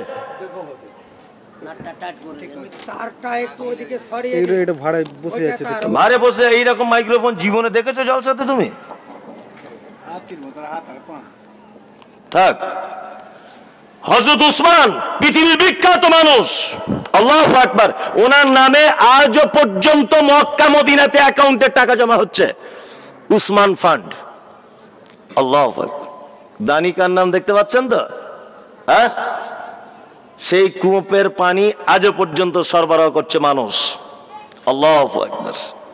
হযরত উসমানের দানের বহর দেখবেন, মদিনায় দুর্ভিক্ষ দেখা দিয়েছে। কি বললাম বুঝলেন? মদিনার তখন রাষ্ট্রপ্রধানকে হযরতে উসমান গনি রাদিয়াল্লাহু তাআলা আনহু। মানুষ, পাড়া গ্রামের মানুষেরা খেতে পায় না, পানির অভাব, বৃষ্টি নিয়ে আকাশ থেকে খেজুর হয় না। তা মানুষ সব এক জায়গায় হয়ে, কিছু মানুষ তারা ভাবছে আমরা যদি শহরে চলে যাই মদিনায়, আর হযরত উসমান তো এখন খলিফা, হযরত উসমানের কাছে গিয়ে যদি একটু আমাদের অভিযোগের কথা বলা হয়, তাহলে কি হযরত উসমান একটু দয়া করবেন না? তা মানুষ তাদের বাচ্চা কাচ্চা নিয়ে, হাড়ি হন্ডা নিয়ে গ্রাম ছেড়ে তারা আসছে কোথায়? কোথায়? মদিনাতে, শহরে। আস্তে আস্তে রাস্তায় রাত হয়ে গেল, রাস্তার মাঝখানে তাঁবু টেঙে রয়েছেন অসহায় দরিদ্র সীমার নিচে বসবাসকারী মানুষ। সারা রাত ধরে খাবার নাই, পানির ব্যবস্থা নাই, পানির মশক নাই, বৃদ্ধারা চলতে পারছে না, বৃদ্ধরা হাঁটতে পারছে না, গর্ভবতীরা বাচ্চা নিয়ে পেটের ভিতরে মারা যাবে আশঙ্কা করছে, দুগ্ধ দানকারিনী মায়েরা ভয় করছে, বুকের দুধ যদি কমে যায় বাচ্চা মারা যাবে, মা যদি খেতে না পায় দুধ কমে যাওয়াটাই স্বাভাবিক। সবাই মিলে রাতটা কাটলো। সকালবেলাতে বাচ্চারা তাঁবু থেকে বার হয়েছে, তাঁবু থেকে বার হয়ে দেখছে দূরের দিক থেকে যেন কিছু উট আসছে, আর প্রতিটা উটের পিঠে যেন কুইন্টাল কুইন্টাল মাল। কাদের দিকে আসছে? না তাঁবুর দিকে আসছে উটগুলো। বাচ্চারা তারা আনন্দ করতে করতে তাদের মায়েদের কাছে বলছে, দেখো আমিরুল মুমিনিন মনে হয় আমাদের খবর পেয়েছে, মাল পাঠাচ্ছে মনে হয়। ভাগ্য এত খারাপ, উটগুলো আস্তে আস্তে আস্তে আস্তে করে তাঁবুর সাইড দিক দিয়ে আগে বাড়তে লাগলো। তাঁবুর ভিতরে গরিব মানুষেরা ভাবছে এটা আর কারো উট হতে পারে না, এইটা মনে হয় হযরতে উসমানের উট, বিদেশ থেকে মনে হয় মাল আনছেন ব্যবসার জন্য হযরতে উসমান। আমরা উটের পিছনে পিছনে যাই, ওই সমস্ত লোকগুলো উটের পায়ের দাগ ধরে ধরে আস্তে আস্তে করে যাচ্ছেন। যেতে যেতে দেখছেন উটগুলো বিশাল এক বাড়ির ভিতরে ঢুকে গেল। তারা ঢুকতে পেল না, বিদেশ থেকে মাল এসেছে, কর্মচারীরা মাল নামাতে লেগেছেন। হযরত উসমানের কর্মচারীরা মাল হিসাব নিকাশ করছেন, আর কাস্টমার যারা তারা বাইরে দাঁড়িয়ে আছে। এত বেশি কাস্টমার, সেই দিন মাল বিক্রি হচ্ছে, একটা করে মাল তোলা হচ্ছে আর বলছে বলো এটা কত। একজন বলছে 2 দিরহাম, একজন বলছে 3 দিরহাম, একজন বলছে 4 দিরহাম। এইভাবে মাল একটা একটা করে সব বিক্রি হচ্ছে। হযরত উসমান মনে মনে ভাবছে কি ব্যাপার, যে মালটা 1 টাকা সেই মালটা কাস্টমার 2 টাকা দিয়ে কিনছে, ঘটনা কি? তার মানে কাস্টমাররা বুঝতে পেরেছে যে মদিনার কিছু গরিব মানুষ তারা বিপদে পড়ে মদিনায় মার্কেটে এসেছে। আমরা 2 টাকা কিনে তাদের কাছে 8 টাকায় বিক্রি করব। এরকম অসাধু ব্যবসায়িক কিছু নাই? লকডাউনের সময় গরিব মানুষ যাতে বিপদে পড়ে 15,000 বস্তা চালের স্টক করে দিয়েছে, গরিব মানুষ যাতে কিনতে না পায়, বেশি দামে মুনাফা নিবে, তাই না? তো হযরত উসমানের জামানাতে ব্যবসায়িকরা মনে মনে ভাবছে যে তাহলে আমরা বেশি দামে বিক্রি করব, এই জন্য 1 টাকার মাল 5 টাকায় বিক্রি করে দেব। হযরত উসমান বিচক্ষণ মানুষ ছিলেন, জ্ঞানী মানুষ ছিলেন। এখন এরা গরিব মানুষ, কাস্টমারের ভিড়ে আগে বেড়ে যেতে পারছে না। হযরত উসমান একটা উঁচু জায়গাতে উঠলেন। উঁচু জায়গাতে উঠে ওই লোকগুলোর দিকে তাকাচ্ছেন আর দেখছেন লোকগুলো হাত বাড়াচ্ছে, বিপদে পড়ে যাওয়া মানুষগুলো। একজন এলো, হযরত উসমানকে ডেকে বলছেন, আমিরুল মুমিনিন এই মালটা কত টাকা আপনি বলুন। আমিরুল মুমিনিন বলছে এটা 5 দিরহাম। ব্যবসায়িক বলছে, ওগো আল্লাহর নবীর সাহাবী উসমান, এটা আমি 20 দিরহাম দিয়ে কিনতে চাই। বলছে কেন? বলছে মদিনার কিছু মানুষ এসেছে যারা অসহায়, তাদের কাছে আমি 20 টাকার জায়গায় 40 টাকায় বিক্রি করব। হযরত উসমান বলছে না, হতে পারে না। হযরত উসমান তিনি বুঝতে পারলেন গরিব মানুষেরা সব পিছনে দাঁড়িয়ে আছে। হযরত উসমান আস্তে আস্তে আস্তে আস্তে করে লাইন ফাঁকা করে দিয়ে পিছনে চলে গেলেন। গিয়ে দেখছেন গর্ভবতী মায়েরা দাঁড়িয়ে আছে, কারোর কোলে বাচ্চা নিয়ে দাঁড়িয়ে আছে, কেউ কেউ দাঁড়িয়ে আছে লাঠি নিয়ে ঠক ঠক করে কাঁপছে, কারোর হাতে আছে বাচ্চা, কারোর কোলে আছে বাচ্চা। হযরত উসমান বলছে তোমাদের বাড়ি কোথায় বলো? বলছে আমাদের বাড়ি গ্রামে, আমরা গ্রামের মানুষ। বলছে কার কাছে এসেছো? বলছে মদিনার রাষ্ট্রপ্রধান, নাম তার হযরত উসমান, আমরা উসমানের বাড়িতে এসেছি। উসমানের কাছে একটু দেখা করার সুযোগ করিয়ে দাও, যদি উসমানের দয়া হয় তাহলে আমাদের জন্য কিছু খাবার দিবে। আর উনি হযরত উসমান। লোক তো চিনে না, চিনতে পারছে না লোক যে কে উসমান। হযরত উসমান আবার চলে গেলেন, মাল ধরেছেন হাতে করে। এই মালটা কত দিবে বলো? ব্যবসাদার বলছে আমিরুল মুমিনিন 20 দিরহাম দিব। একজন বলছে 40 দিরহাম দিব। হযরত উসমান বলছে 1 লক্ষ দিরহাম দিলেও আমি আর মাল বিক্রি করব না, আমার সব মাল সব থেকে বেশি দামে আমি বিক্রি করে দিয়েছি। তখন ব্যবসাদাররা বলছেন আমিরুল মুমিনিন, কে আপনার মাল কিনেছে তাকে একটু আমাদেরকে দেখান। হযরত উসমান বলছেন ইন্নাল্লাহু আশতারা মিনাল মুমিনিনা আনফুসাহুম আমওয়ালাহুম বিআন্না লাহুমুল জান্নাত। আল্লাহ বলেছেন যে আমি মোমেনদের জান, মোমেনদের মাল সমস্ত কিছু জান্নাতের বিনিময়ে কিনে নিয়েছি। আমি হযরত উসমান আল্লাহর জান্নাতের বিনিময়ে একটা মাল আর বিক্রি করব না। 663টা উটের পিঠে থাকা যত মাল বিদেশ থেকে এসেছে সমস্ত মাল হযরত উসমান এক এক করে নামাচ্ছেন, আর গরিবদের মাঝখানে বিলি বন্টন করছেন, আর বলছেন যাও নিয়ে চলে যাও, বাড়িতে গিয়ে রান্না করে খাও, বিধবা তুমি নিয়ে যাও, গরিব তুমি নিয়ে যাও, এতিম তোমরা নিয়ে যাও। এর নাম হচ্ছে হযরত উসমান। ওই জন্য আল্লাহ কোরআনে বলেছেন আনআমাল্লাহু আলাইহিম মিনান নাবিয়্যিনা ওয়াস সিদ্দিকিনা ওয়াস শুহাদাই ওয়াস সালিহিন। 4 শ্রেণীর মানুষ পৃথিবীতে, তারা আমার কাছে খুব পুরস্কারিত মানুষ। কে? তার ভিতরে একজন রয়েছেন সিদ্দিকিন, সত্যবাদী, অর্থাৎ সাহাবায়ে কেরামগণ। হযরত উসমান গনি রাদিয়াল্লাহু তাআলা আনহুর দানের বহর দেখছেন? আল্লাহু আকবার। আল্লাহ তাআলা বলছেন আল্লাযীনা ইউনফিকুনা ফিস সাররাই ওয়াজ যাররাই, যারা বিপদে পড়ে, যারা বিপদের সম্মুখীন হয়, আমি গরিব হয়ে যাব, অর্থ আমার কমে যাবে, তারপরেও যারা আল্লাহর রাস্তায় দান করে দেয়, আল্লাহ তাআলা বলছেন ডান হাতে থাকবে। 2 ওয়াল কাযিমিনাল গায়জা, রাগ হয়ে গেলে যারা তাদের রাগকে কন্ট্রোল করে। এই রাগ হয়ে গেলে কেমন করে কন্ট্রোল করতে হয় জানা আছে? স্বামী স্ত্রী ঝগড়া চলছে তুমুল, ও 5টা গাল দিচ্ছে তো আপনিও 5টা গাল দিচ্ছেন, ঝগড়া এমন পর্যায়ে পৌঁছে গেছে। বলুন তো রাগ কমানোর নিয়ম কি? আল্লাহ রাসূল বলছেন তাড়াতাড়ি তুমি বসে যাও, দাঁড়িয়েছিলে তাড়াতাড়ি বসে যাও। হুজুর বসে থেকেও যদি রাগ বেড়ে যায় বা যদি রেগে যায় তাহলে কি করব? তাহলে এতটুকু জিনিস বলবেন আউযুবিল্লাহি মিনাশ শাইতানির রাজিম, আল্লাহ তুমি আমাকে শয়তান থেকে পরিত্রাণ দাও। কি বললাম বুঝলেন? রাগ হলে কি করতে হবে? আল কাযিমিনাল গায়জা, কন্ট্রোল করে নিতে হবে। প্রকৃতপক্ষে শক্তিশালী তো সেই, প্রকৃতপক্ষে ক্ষমতাবান তো সেই যে তার রাগকে কন্ট্রোল করতে পারে। ওয়াল আফিনা আনিন নাস। 2, 3, 4 আল্লাহ বলছেন ওয়াল আফিনা আনিন নাস। কোন মানুষ যদি তোমার কাছে অপরাধ করে তুমি তাকে ক্ষমা করে দাও।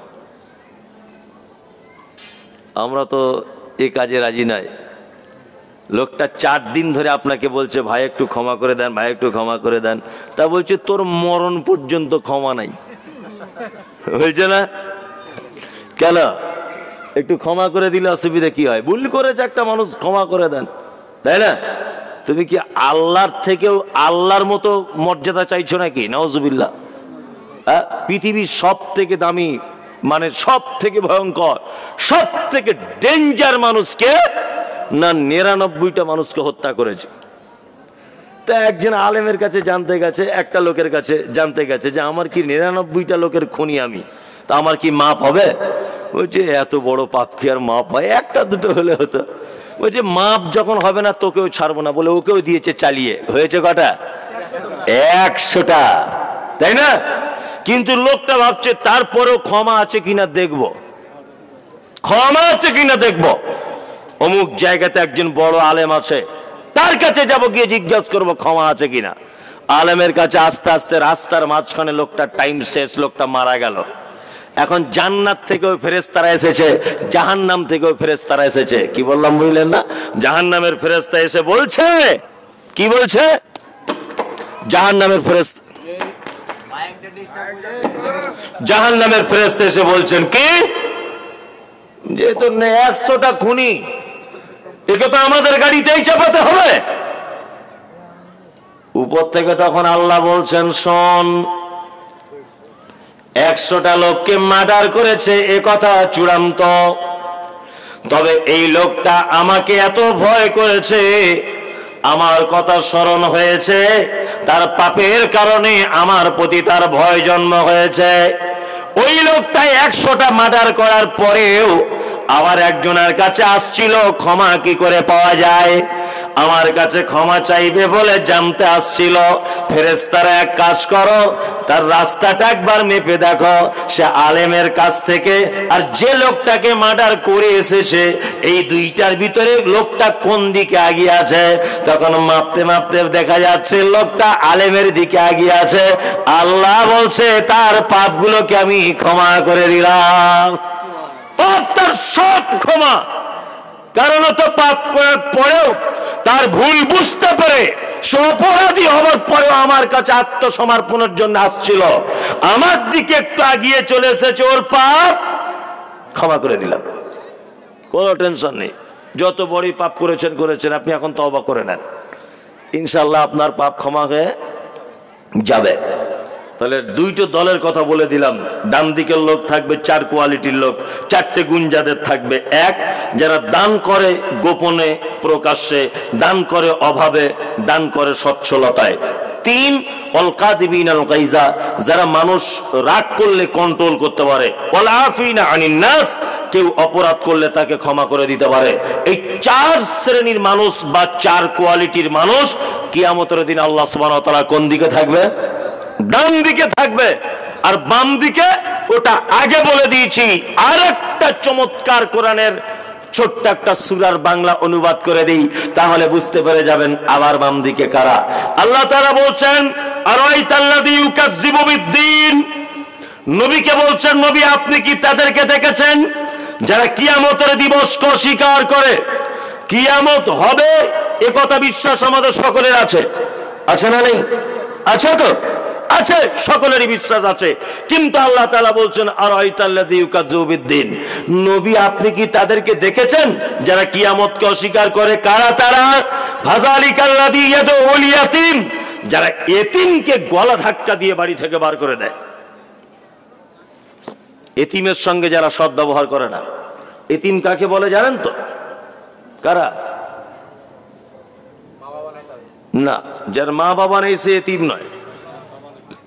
যার আব্বা নেই, সে এখনো যৌবনে পদার্পণ করেনি, ও এতিম। কি বললাম বুঝলেন? কারণ মাথায় রাখতে হবে সন্তান বাপের, সন্তান মায়ের নয়।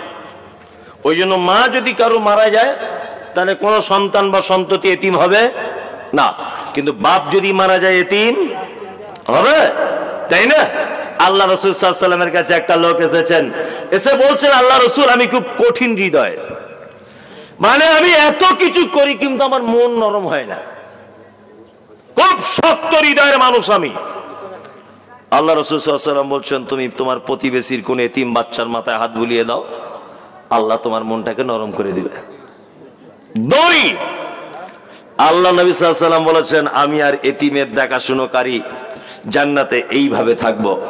এইটা বলার পরে তুমি মধ্যমা তর্জনী আঙুল দুটোকে এরকম করে দিয়ে বলছেন আমি আর এতিমের দেখাশোনাকারী এইভাবে জান্নাতের ভিতরে থাকবো। আল্লাহু আকবার। ওয়ালা ইয়াহুজ্জু আলা তুআমিল মিসকিন, দুর্ভোগ তাদের জন্য, জাহান্নাম তাদের জন্য যারা মিসকিনদের খাদ্য দানে উৎসাহিত করে না।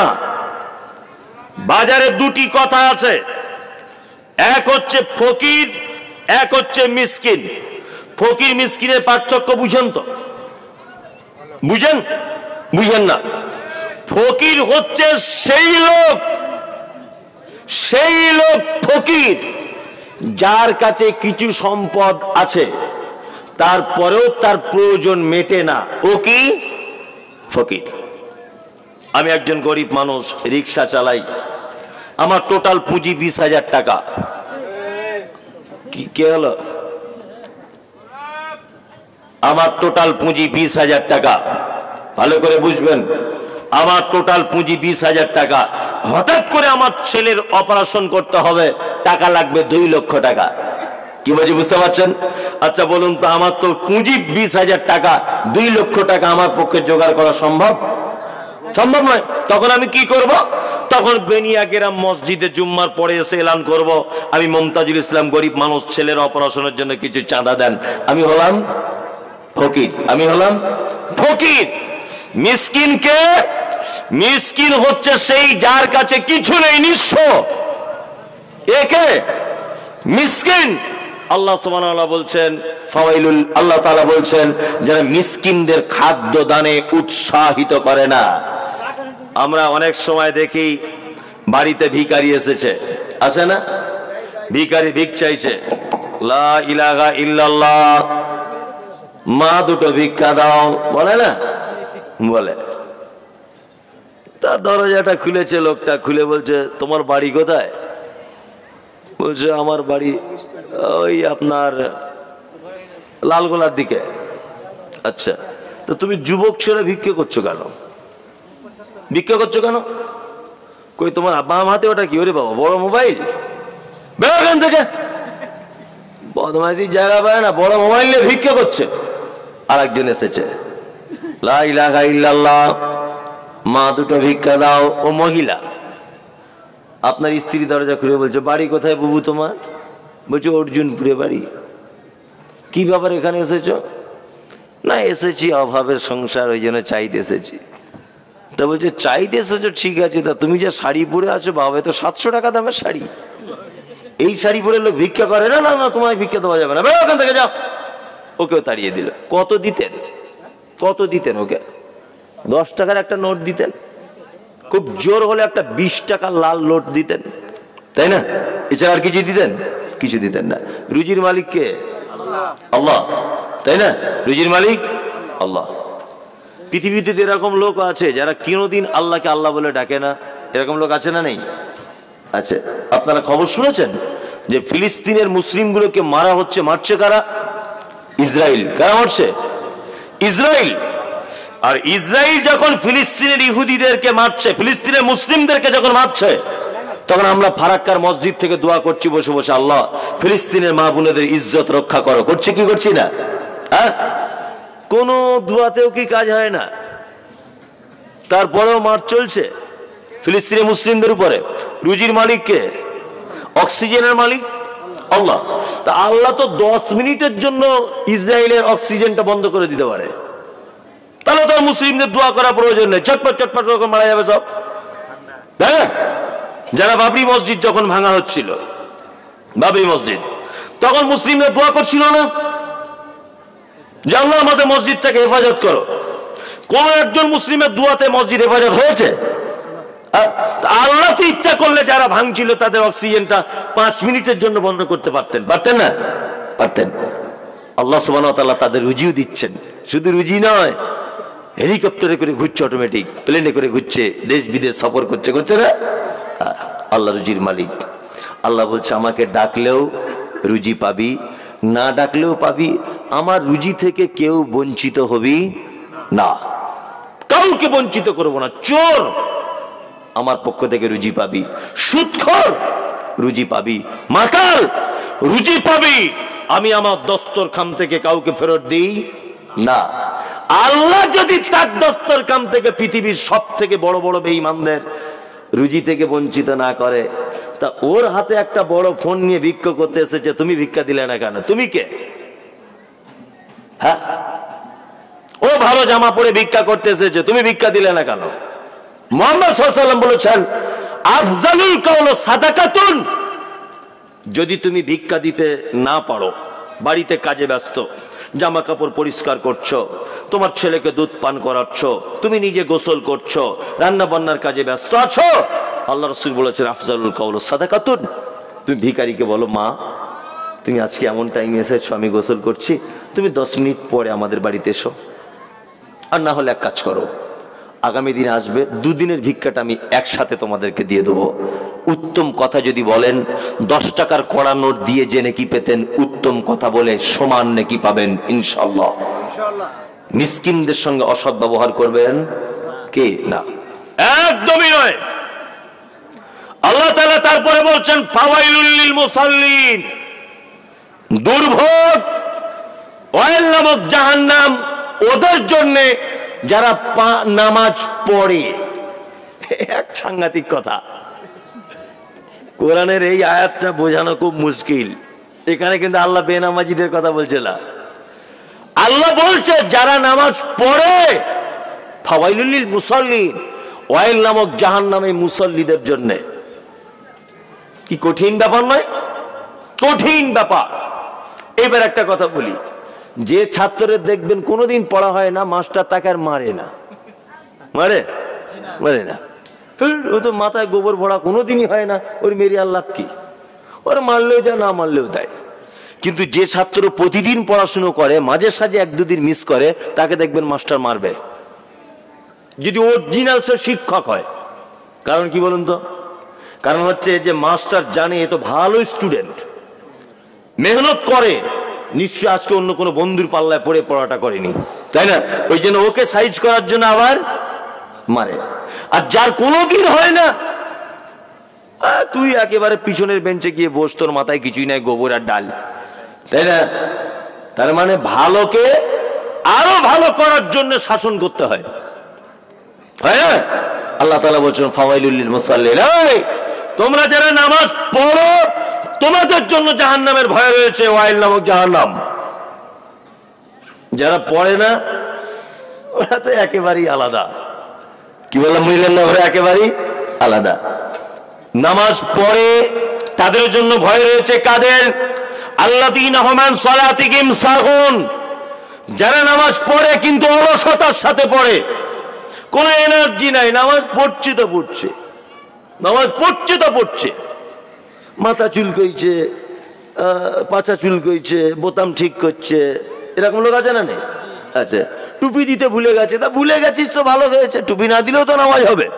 টুপি দেওয়া সুন্নত নয়, ফরজও নয়, নফলও নয়, কিচ্ছু নয়, এটা এমনি একটা ইসলামিক সাজ। কি বললাম বুঝলেন? কেউ কেউ বলে যে এটা মনে হয় দেওয়া সুন্নত, একদমই সুন্নত না, সুন্নত আলাদা জিনিস, এটা একটা ট্র্যাডিশন। কি বললাম বুঝলেন? দেখবেন কেরালার মানুষ সব কাটা লুঙ্গি পরে, পরে না? পরে দেখেছেন? হ্যাঁ। আর আমাদের এখানকার লোক কেমন লুঙ্গি পরে? সেলাই করা লুঙ্গি পরে, তাই না? আমাদের এখানকার মেয়েরা শাড়ি পরে, কিন্তু আপনি দিল্লি বোম্বে যান, মেয়েরা কি পরে? সালোয়ার কামিজ পরে, তাই না? যে এলাকা ভিত্তিক এটা একটা ব্যাপার। মক্কা মদিনায় সব এইরকমই বড় জুব্বা, মেয়েরা বোরখা বাধ্যতামূলক। বোরখা যে সুন্নত, বোরখা যে মানে বিশাল কিছু ব্যাপার, এইটা মনে করে পড়ে না, ওটা ওই দেশের রীতিনীতি রেওয়াজ, পড়তেই হবে। আমাদের যেমন বাঙালি লুঙ্গি পরে ঘুরছে, কোটিপতি ও ভিখারি সব লুঙ্গি, তাই না? আমরা যেমন পাড়া গ্রামে, ওখানে ঠিক তেমন ধনী গরিব সব বড় জুব্বা আর মাথায় লাল ওড়না। কি বলছি বুঝতে পারছেন? মাথায় লাল ওড়না, টুপি দিতে নামাজ পড়তে ভুলে গেছে, তা ভুলে গিয়েছিস তা তোর নামাজ হবে? অসুবিধা কি? ও আবার নামাজ পড়তে পড়তে পকেট থেকে মাল বার করছে, বার করে নিয়ে চটপট যদি পড়েও নিতিস তবু একরকম হতো, টুপি নিয়ে এইরকম করে দিচ্ছে, বুঝছে? নামাজ বাতিল হয়ে যাবে। কারণ নামাজের ভিতরে কোনো কাজ চলে না। কি বললাম বুঝলেন? টুপি পকেট থেকে বার করে ফুঁক দিয়ে লাগালেন, এটা কাজ নয়, কোনো কাজ চলবে না। টুপি দিতে ভুলে গেছেন, সমস্যা নেই, ওই অবস্থায় চালিয়ে দেন, কোনো সমস্যা নেই। আল্লাহু আকবার। সালাত আমরা আদায় করি, কিন্তু আমাদের এনার্জি একেবারে লস। বাস্তব কথা আপনাকে বলছি, বাস্তব।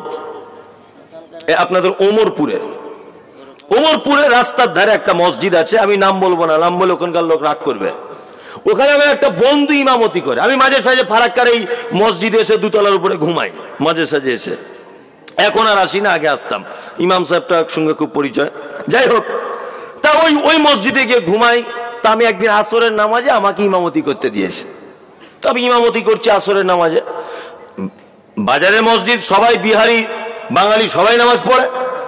তো একজনের ফোন বাজছে, ক্রিক ক্রিক করে ফোন বাজছে, ও ফোনটা একবার কেটে দিয়েছে, আবার বাজছে, ও তখন ফোনটা ধরে বলছে বাদ মে কল কিজিয়ে, আবি হাম নামাজ মে হ্যায়। ফোন করতে করতে দাঁড়িয়ে দাঁড়িয়েই বলছে। তা আমি মনে মনে ভাবছি, ইয়ে আবার কি রে, নামাজ পড়তে পড়তে ওইটা বলে দেখছি আবার মোবাইল ঢুকিয়ে নামাজ পড়ছে। এই যে আল্লাহ তাআলা বলছেন, কি বলছেন? ফাওয়াইলুল লিল মুসাল্লিন আল্লাযীনা হুম আন সালাতিহিম সাহুন, যারা নামাজ পড়ে কিন্তু খুশু খুজুর সাথে পড়ে না। আমাদের বর্তমান বাজারে 4 রকমের নামাজি পাওয়া যায়। কয় রকমের? 4 রকমের। ভালো করে শুনবেন। জোহরে যায়, আসরে যায়, মগরিবে দোকান খোলে, এশায় দোকান বন্ধ করে, ফজরে ঘুম ভাঙে না। এরকম কিছু নামাজি আছে না? শুনছি আপনাদের মসজিদ 2 তলা হবে, তাই তো? তা নিচের তলা ফজরের সময় ভর্তি হয়ে যায় তো, জায়গা হচ্ছে না, তাই তো? হাউসফুল। 2 তলা করতে হবে মসজিদ, কিন্তু লোক নাই। মানে অন্য গ্রামের লোক করেছে, আমাদেরকেও করতে হবে, এটা একটা কম্পিটিশনের ব্যাপার। কিন্তু আমাদের নামাজ পড়তে হবে 5 ওয়াক্ত মসজিদে জামাতের সাথে, এই চিন্তা ভাবনা আমাদের কারো নেই। আছে? নেই। অবশ্যই মসজিদ প্রয়োজন। ওই আগের মসজিদটা আমি 2 বার এসেছি, ছোট মসজিদ, জায়গা না হবারই কথা। মসজিদ আপনাদের লাগতো, করছেন, আলহামদুলিল্লাহ, ভালো। আমি আপনাদের বিপক্ষে নয়, আমি আপনার পক্ষে। কিন্তু আমি বলতে চাইছি কিছু নামাজি অন্তত পক্ষে কালেকশন করুন। ফজরের নামাজ পড়ে যারাই যাচ্ছেন বাড়িতে বাড়িতে একটু দাওয়াত দিন যে মসজিদে চলো ভাই, মসজিদ এত বড় আল্লাহর ঘর করলাম, দান করলে, সব করলে, এবার আল্লাহর ঘরে একটু সাজদাটা করো। এই দাওয়াত দিতে হবে কি হবে না? হবে। আর একটা নামাজি আছে আমাদের বর্তমান বাজারে, সেটা কি? সেই নামাজিটা হচ্ছে জুম্মায় যায় আর ঈদে যায়, এরকম নামাজি আছে। তাহলে 2 কোয়ালিটি হলো। আর এক কোয়ালিটির আছে তারা টোটালে পড়ে না। আর এক কোয়ালিটির আছে 5 ওয়াক্ত পড়ে, কিন্তু কিছু বুঝে না, জানেও না। চাচা দরুদ শরীফটা জানো? যে ওইটা বলো না বাপ, অত বড় দোয়া মুখস্থ করা যায়? আচ্ছা, ভালো, হাসছে। আচ্ছা, রুকু থেকে উঠে কি বলে? ওইটাও তো মনে নাই। আর রুকুতে গিয়ে বুঝি, যাক, লজ্জা দিও না বাপ, আমি জানি না নামাজ, তবে 40 বছর নামাজ পড়ছি। তুমি আমার কপালটা দেখে বুঝতে পারছো না? কালো দাগ হয়ে গেছে, হাঁটুগুলো দেখো, চেক করতে পারো, ঘাঁটা পড়ে গেছে, কালো দাগ। ও 30 বছর ধরে নামাজ পড়ে, দোয়া টোয়া জানে না। কিন্তু ওই লোকটাকে আবার দেখবে রুকুতে গিয়ে, সেজদায় গিয়ে করে, কি করে না? তা আমি বলছি, ও যখন দোয়া জানে না বলে কি? এটা তো একটা প্রশ্ন। ও যখন নিজেই বলছে আমি দোয়া জানি না, তাহলে ও বলে কি? তার মানে আমি বুঝলাম, এতদিন মানুষকে ধোকা দিয়ে হলো না, এবার আল্লাহকে ধোকা দিচ্ছে মসজিদে সেজদাতে। আল্লাহু আকবার। শুনুন, 2 দিন হবে, 4 দিন হবে, 5 দিন হবে, তারপরে আর হবে না। 1 মাসে একটা দোয়া মুখস্থ করা যায় না। 1 মাসে একটা দোয়া মুখস্থ করা যায় না। আমাদের জলসাগুলোতে বাদামের দোকান বসে, সকালে খোঁজ পাওয়া যায় 5 কুইন্টাল বাদাম বিক্রি করেছে একটা বাদামওয়ালা। অথচ ইসলামিক বইয়ের দোকান বসেছে, একটা নামাজ শিক্ষার বই তার বউনি হয়নি, অথচ 5 কুইন্টাল বাদাম বিক্রি হয়ে গেছে। জলসার দিন 5 কেজি জিলাপি কিনে নিয়ে বাড়ি এসেছে। জিলাপি তুমি বাবার 14 পুরুষে খাওনি? বাদাম চোখে দেখোনি? 10 কেজি বাদাম আর জিলাপি কিনে এনেছে, অথচ বইয়ের দোকান বসেছিল। সারাদিন যে আমি নামাজ পড়ি, তার দোয়া জানি না, দোয়াগুলো বাংলায় বানান করে করে মুখস্থ করি। এটাও তো করা যায়। যায়। আবার কেউ যদি মসজিদে নামাজ পড়তে যায়, যদি না হয়, তাকে শিখিয়ে দিলে আবার বলে বেশি ফটর ফটর করিস না, তোরটা তুই চিন্তা কর, আমারটা আমি করছি। বড় মৌলভী সাহেব, হ্যাঁ, সেজদায় গিয়ে পাটা এরকম ভাবে রাখতে হবে। পাটা কিভাবে? এরকম ভাবে জমা করে। তো একজন এরকম চিড়ে রেখেছে। তা কেউ যদি বলতে যাচ্ছে চাচা ঠিক হচ্ছে না, একটু এরকম, তখন বলছে যা আসতাম আসতাম, বারবার পিছনে লাগলে আর আসবো না। আচ্ছা, এটা পিছনে লাগা হলো? হ্যাঁ, পিছনে লাগা নয়। আরে বন্ধু তো সেই, আপনার এগুলো বোঝেন না, শিক্ষিত মানুষ। বন্ধুকে আবু তালেব এর তখন গোপদারি ওঠেনি, তখন থেকে ও আমাকে ফোন করে, তখন থেকে ও তখন গোপদারি ওঠেনি, আরো তখন ওর অল্প বয়স। যেখানে আসতাম ও আমার সঙ্গে দেখা করতো, আমাকে খুব ভালোবাসে, কেন জানি না, হয়তো আল্লাহর উদ্দেশ্যে ভালোবাসে। তা এ আমার ছোটবেলা থেকে পরিচিত, আমার থেকে অনেক অনেক ছোট। তা এ আমার যে অরিজিনাল বন্ধু, তখন এটা প্রমাণ হবে কোন টাইমে, ওর জীবদ্দশাতে ওর ভুলগুলো যদি আমি বলে দিতে পারি, তাহলে ও আমার প্রকৃত বন্ধু। আর ও মারা যাবার পরে যদি ওর পিছনে আমি সমালোচনা করি, তাহলে আমি হলাম শত্রু। কি বললাম বুঝলেন না? তো চাচা তুমি যে পাটা ফাঁক করে রাখছো এরকম, এটা তো আল্লাহ রসুলের পদ্ধতি নয়, জমা করে রাখতে হবে। ওকে বলতে গেলে বলছো যদিও বা আসতাম আর আসবো না, তোরা যা পিছিয়ে লেগেছিস আমার সবটাই ভুল, তোরা বড় নামাজি, এরকম। অথচ সবটাই ভুল অরিজিনাল। কি বলে বুঝলেন না? আপনার তো এইটা অন্তত পক্ষে সেন্স আছে যে আমি দোয়াগুলো জানি না, এটা আপনি নিজে বুঝতে পারেন। আপনি নিজে বুঝতে পারেন না যে আমার দোয়াটা জানা নেই, তো ইমাম সাহেবকে একটুখানি জিজ্ঞেস করে নেওয়া যায় না যে রুকুতে গিয়ে কি বলতে হয়? সুবহান রাব্বিয়াল আযীম, সুবহান রাব্বিয়াল আলা, রব্বানা লাকাল হামদান কাসীরান তাইয়িবান মুবারাকান ফীহি, আল্লাহুম্মা সাল্লি আলা মুহাম্মাদ, আত-তাহিয়াতু লিল্লাহি। এই দোয়াগুলো মুখস্থ করা যায় না? যায়। তাহলে আমরা নামাজ পড়ি কিন্তু কিছু না জেনেই কে পড়ি, তাই তো? আবার কিছু মানুষের দাবি নামাজ না পড়তে পারি বলি স্যার ঈমান আমার চাঙ্গা আছে, বলে না ঈমান। আসলে ও গাধা বুঝি না ঈমান কাকে বলে। কি বললাম বুঝলেন? ঈমান কাকে বলে ও বুঝেই না। এবার আপনাকে একটা ঈমান বোঝাই। আচ্ছা বলুন তো এইটার নাম কি? আঙ্গুল। আর এটার নাম চোখ। আর এর নাম মাথা। আপনাকে জিজ্ঞেস করছি কেমন আছেন, তা আপনি বলছেন শরীর খারাপ। বলুন তো শরীর কার নাম? কার নাম? শরীর মানে কি আর কেউ বাদ গেল? হ্যাঁ, চোখও তার ভিতরে, চুলও তার ভিতরে, নখও তার ভিতরে, পেটও তার ভিতরে। শরীর বলতে অল বডিটাকে বোঝায়, তাই তো? ঈমান বলতে কি ভাবছেন আপনি? নামাজ বাদে ঈমান? হ্যাঁ, নামাজ বাদে ঈমান কখনই হতে পারে না। আরে ঈমানের ভিতরেই তো নামাজ ভরা। কি বললাম বুঝলেন না? একটা মানুষের যদি এইখান থেকে হাত না থাকে তাহলে আমরা তাকে কি বলি? সম্পূর্ণ মানুষ না অসম্পূর্ণ মানুষ? কোনটা? অসম্পূর্ণ, তার একটা হাত নেই, তাই না? যে লোকটা সব ভালো কাজ নামাজ পড়ে না, ওর একেবারে যে ঈমান নেই এটা আমি বলবো না, তোমার ঈমানে পোকা লেগেছে। একেবারে যে বেঈমান হয়ে গেছে এটা বলার রাইট আমার নেই, ও কালকে থেকে নামাজ পড়তেও পারে।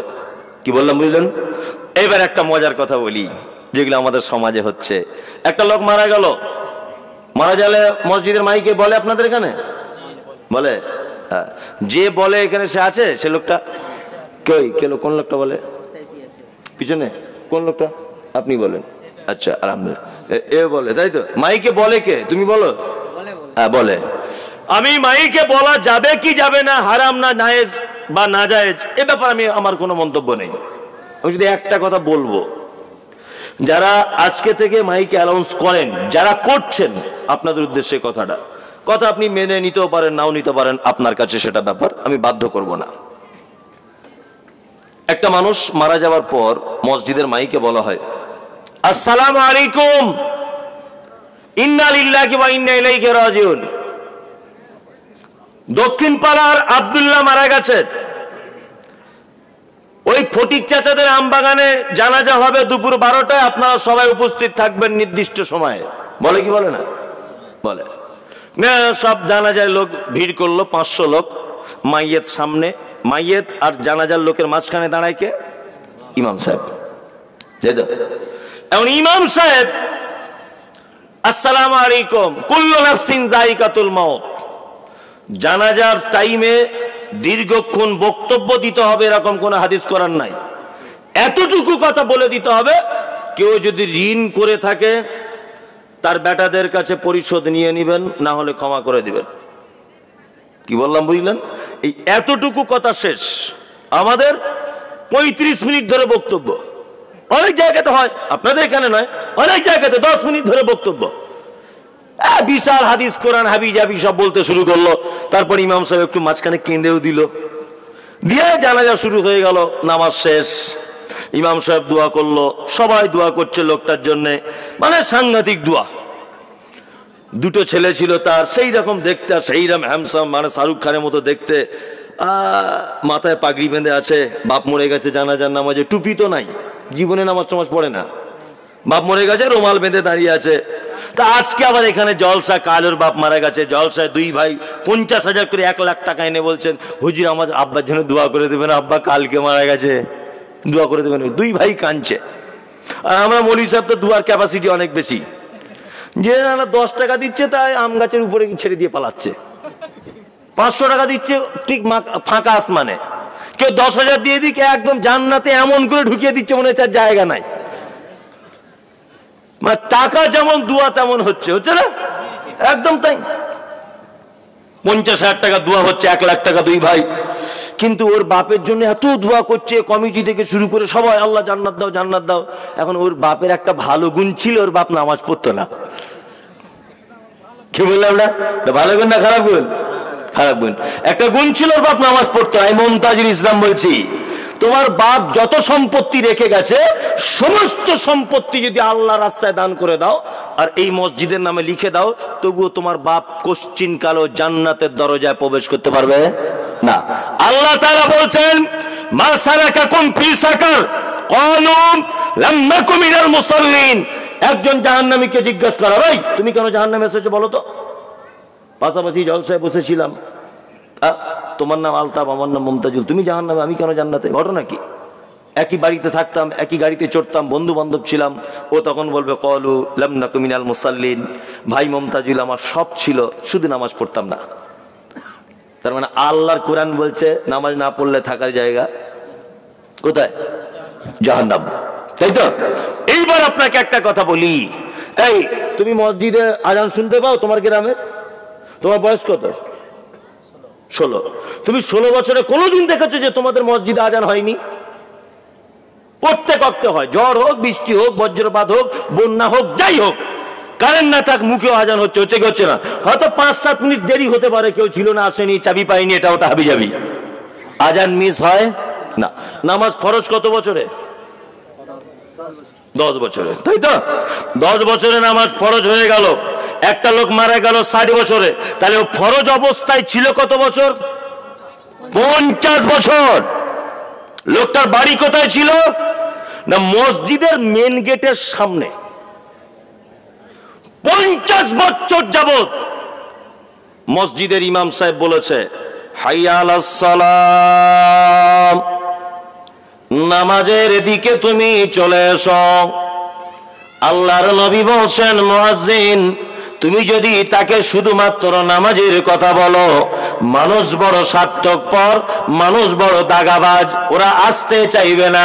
তুমি তারপরে একটা শব্দ ব্যবহার করে দাও, হাইয়া আলাল ফালাহ, শুধু নামাজে নয়, তোমরা তোমাদের কল্যাণের জন্য মসজিদে এসো। 50 বছর যাবত ওকে ইমাম সাহেব মসজিদ থেকে ডাকলো, ওকে নামাজে এসো। 50 বছর ও ইমাম সাহেবকে অপমান করেছে, আল্লাহর নবী শেখানো আজানকে অপমান করেছে, আল্লাহর ঘর মসজিদকে অপমান করেছে। অথচ ওই লোকটা মারা গেছে, মসজিদের মাইক অ্যানাউন্স করা হচ্ছে। মসজিদের মাইক কি আচারওয়ালার মাইক নাকি? হ্যাঁ, তুমি কোন লাট সাহেবের বেটা? 50 বছর তুমি আল্লাহর ঘরকে অপমান করেছো। কে তুমি যে তুমি মারা গেছো মসজিদের মাইকে অ্যানাউন্স করতে হবে? অথচ মসজিদকে 50 বছর তুমি অপমান করেছো। আল্লাহর নবীর আজানকে তুমি 10 পয়সা দাম দাওনি। অন্তত পক্ষে আমি কথা বলবো, যারা নামাজ কালাম পড়ে না, মসজিদের ধারে বাজা আছে না, এইসব লোকের ওইসব মাইকে টাইকে বলা মানে একেবারেই ভুল, একেবারেই নয়। এই দেখুন একটা কথা বলি আপনাকে, বাংলার বিখ্যাত আলেম, এই মুহূর্তে সারা পশ্চিম বাংলার বড় 10 জন আলেমের একজন বড় আলেম, ওনার নাম হচ্ছেন আব্দুল হামিদ ফাইজি আল মাদানী। আলেমরা চিনতে পারবেন আব্দুল হামিদ ফাইজি আল মাদানী। বর্ধমানে ওনার বাড়ি।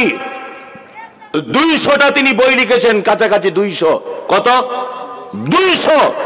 তার ভিতরে একটা বই লিখেছেন জানাজা দর্পণ।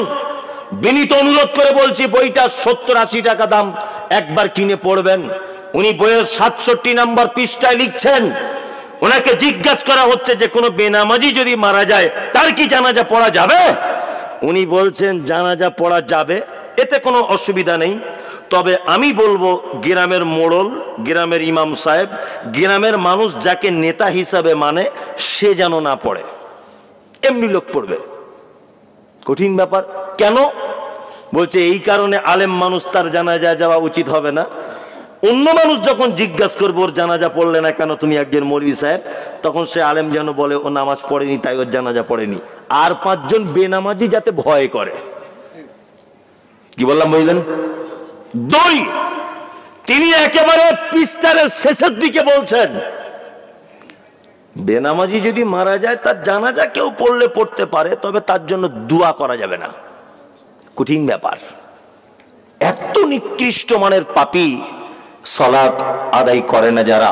মুহাম্মদ সাল্লাল্লাহু আলাইহি ওয়াসাল্লাম তিনি বলেন, বাইনাল আবদি বাইনাল কুফরি তারকুস সালাত, একজন মুসলিম আর একজন মুসলিম নয়, এইটার পার্থক্য শুধুমাত্র যারা সালাত আদায় করে তারা মুসলিম, যারা সালাত আদায় করে না তারা মুসলিম থাকতে পারে না। আপনাকে একটা কথা বলে দিই, শুনে নেন সালাতের কি গুরুত্ব। এক, দুনিয়াতে যত আমল আছে সমস্ত আমল যদি আপনি করেন, শুধু যদি নামাজ না পড়েন জান্নাত নেই। এটা কেমন কথা? আমার ছেলে আমাকে বলছে, আব্বা আমি মিলিটারি চাকরি করব। আমার ছেলে, সত্যি আমার ছেলে অত বড় হয়নি, এটা বোঝানোর জন্য বলছি। আব্বা আমি মিলিটারি চাকরি করবো। ঠিক আছে চাকরি করবি, তো পরীক্ষা দে। তো পরীক্ষা দিয়েছে। আমার ছেলে দৌড়িয়েছে, রানে ফার্স্ট। আমার ছেলে লং জাম্প, হাই জাম্প সবে ফার্স্ট। আমার ছেলে লিখিত পরীক্ষায় ফার্স্ট। আমার ছেলে মৌখিক পরীক্ষায় ফার্স্ট। আমার ছেলে আমাকে একদিন আদর করেছে, বলছে আব্বু এবার লাস্ট একটা পরীক্ষা বাকি আছে। কি পরীক্ষা? বলছে আমার জন্য দোয়া করবেন, আজকে হাইট মাপা হবে। আমি কতটা হাইট, মিলিটারি চাকরি করতে গেলে তো হাইট লাগবে, লাগবে না? লাগবে। এখন মেপে দেখা যাচ্ছে আমার বেটা 3.5 ফুটের একটু বেশি। আচ্ছা বলুন তো, কিয়ামত পর্যন্ত মিলিটারিতে চান্স পাবে? পাবে? পাবে না। ও হেডমাস্টার হতে পারবে, ও বিডিও হতে পারবে, ও এসডি হতে পারবে, ও আইপিএস হতে পারবে, সব কিছু ডিপার্টমেন্টে চাকরি করতে পারবে, কিন্তু আমার ছেলে সেনা, মিলিটারি, বিএসএফ এ চান্স পাবে না।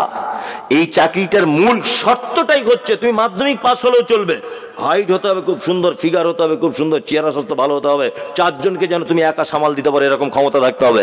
এরকম একটা ব্যাপার থাকে না এই চাকরিতে? থাকে কি থাকে না? থাকে। ক্ষমতা থাকতে হবে, হাইট থাকতে হবে, তাই না? এখন ঘটনা হচ্ছে এই আমার ছেলে সব পরীক্ষায় ফার্স্ট, শুধু আমার ছেলে বেঁটে, এই কারণে চাকরিতে চান্স পাবে না। প্রতিটা জিনিসের কিছু শর্ত বলি আছে, আছে না নেই? আচ্ছা, জান্নাতের শর্ত বলি ঠিক তেমন, এই চাকরির শর্ত বলি যেমন তোমার হাইট ভালো হতে হবে 6 ফুটের কাছাকাছি।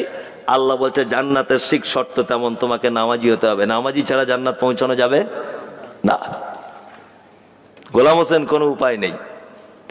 দুজন বলুন তো যে আজকে থেকে নামাজ ধরবো। মৌলী সাহেব আপনাকে টাকা দিয়ে নিয়ে এসেছি, যা বলবেন বলুন। আমরা ওতে নাই। আবার কাল সকাল থেকে আমরা যেমন ছিলাম তেমন থাকবো। আপনি যেমন আপনার বাড়ি চলে যাবেন, আমরা আমার বাড়ি চলে যাবো। এরকম ব্যাপার তো। খুব মজা লাগছে না? খুব মজা লাগছে। একজন বলুন যে আমি আজ থেকে নামাজ পড়া ধরবো।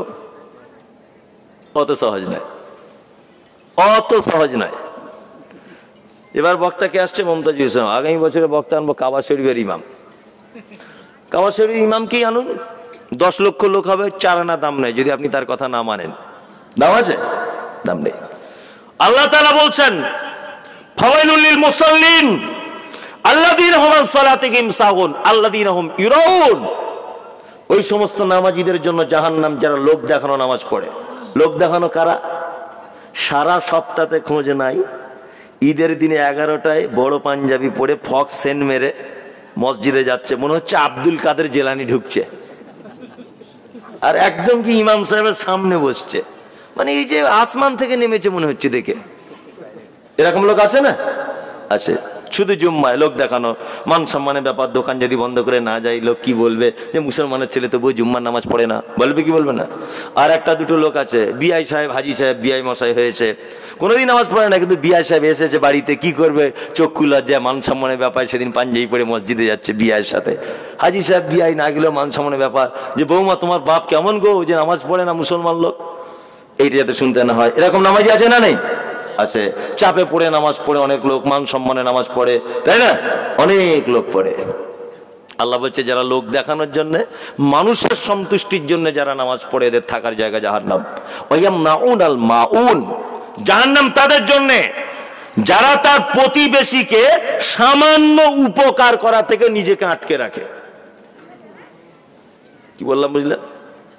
আমার বাড়িতে কল নেই, তা আমার স্ত্রী আপনার বাড়িতে 2 দিন কলে পানি আনতে গেছে, তা আপনার স্ত্রী মিষ্টি করে বলছে বুবু একটা কথা বলবো। তো বলছে কি বলো? বলছে আমাদের কলে বারবার এসো না, কল খারাপ হয়ে যাবে। ওদের বাড়ি 17 জন 24 ঘন্টা টানচেরাম করে, তখন খারাপ হয় না, আর আমার বউ 2 দিন গিয়েছে খারাপ হয়ে যাবে, বদমায়েশ লোক। এর ব্যাপারে আল্লাহ তাআলা বলছেন ওয়ায়ামনাউন আল মাউন, ও প্রতিবেশীকে সামান্য উপকার করা থেকে নিজেকে আটকে রাখে। কি বললাম বুঝলেন না? সাইকেলে হাওয়া দেয়, ওটার নাম কি? Pumper pumper.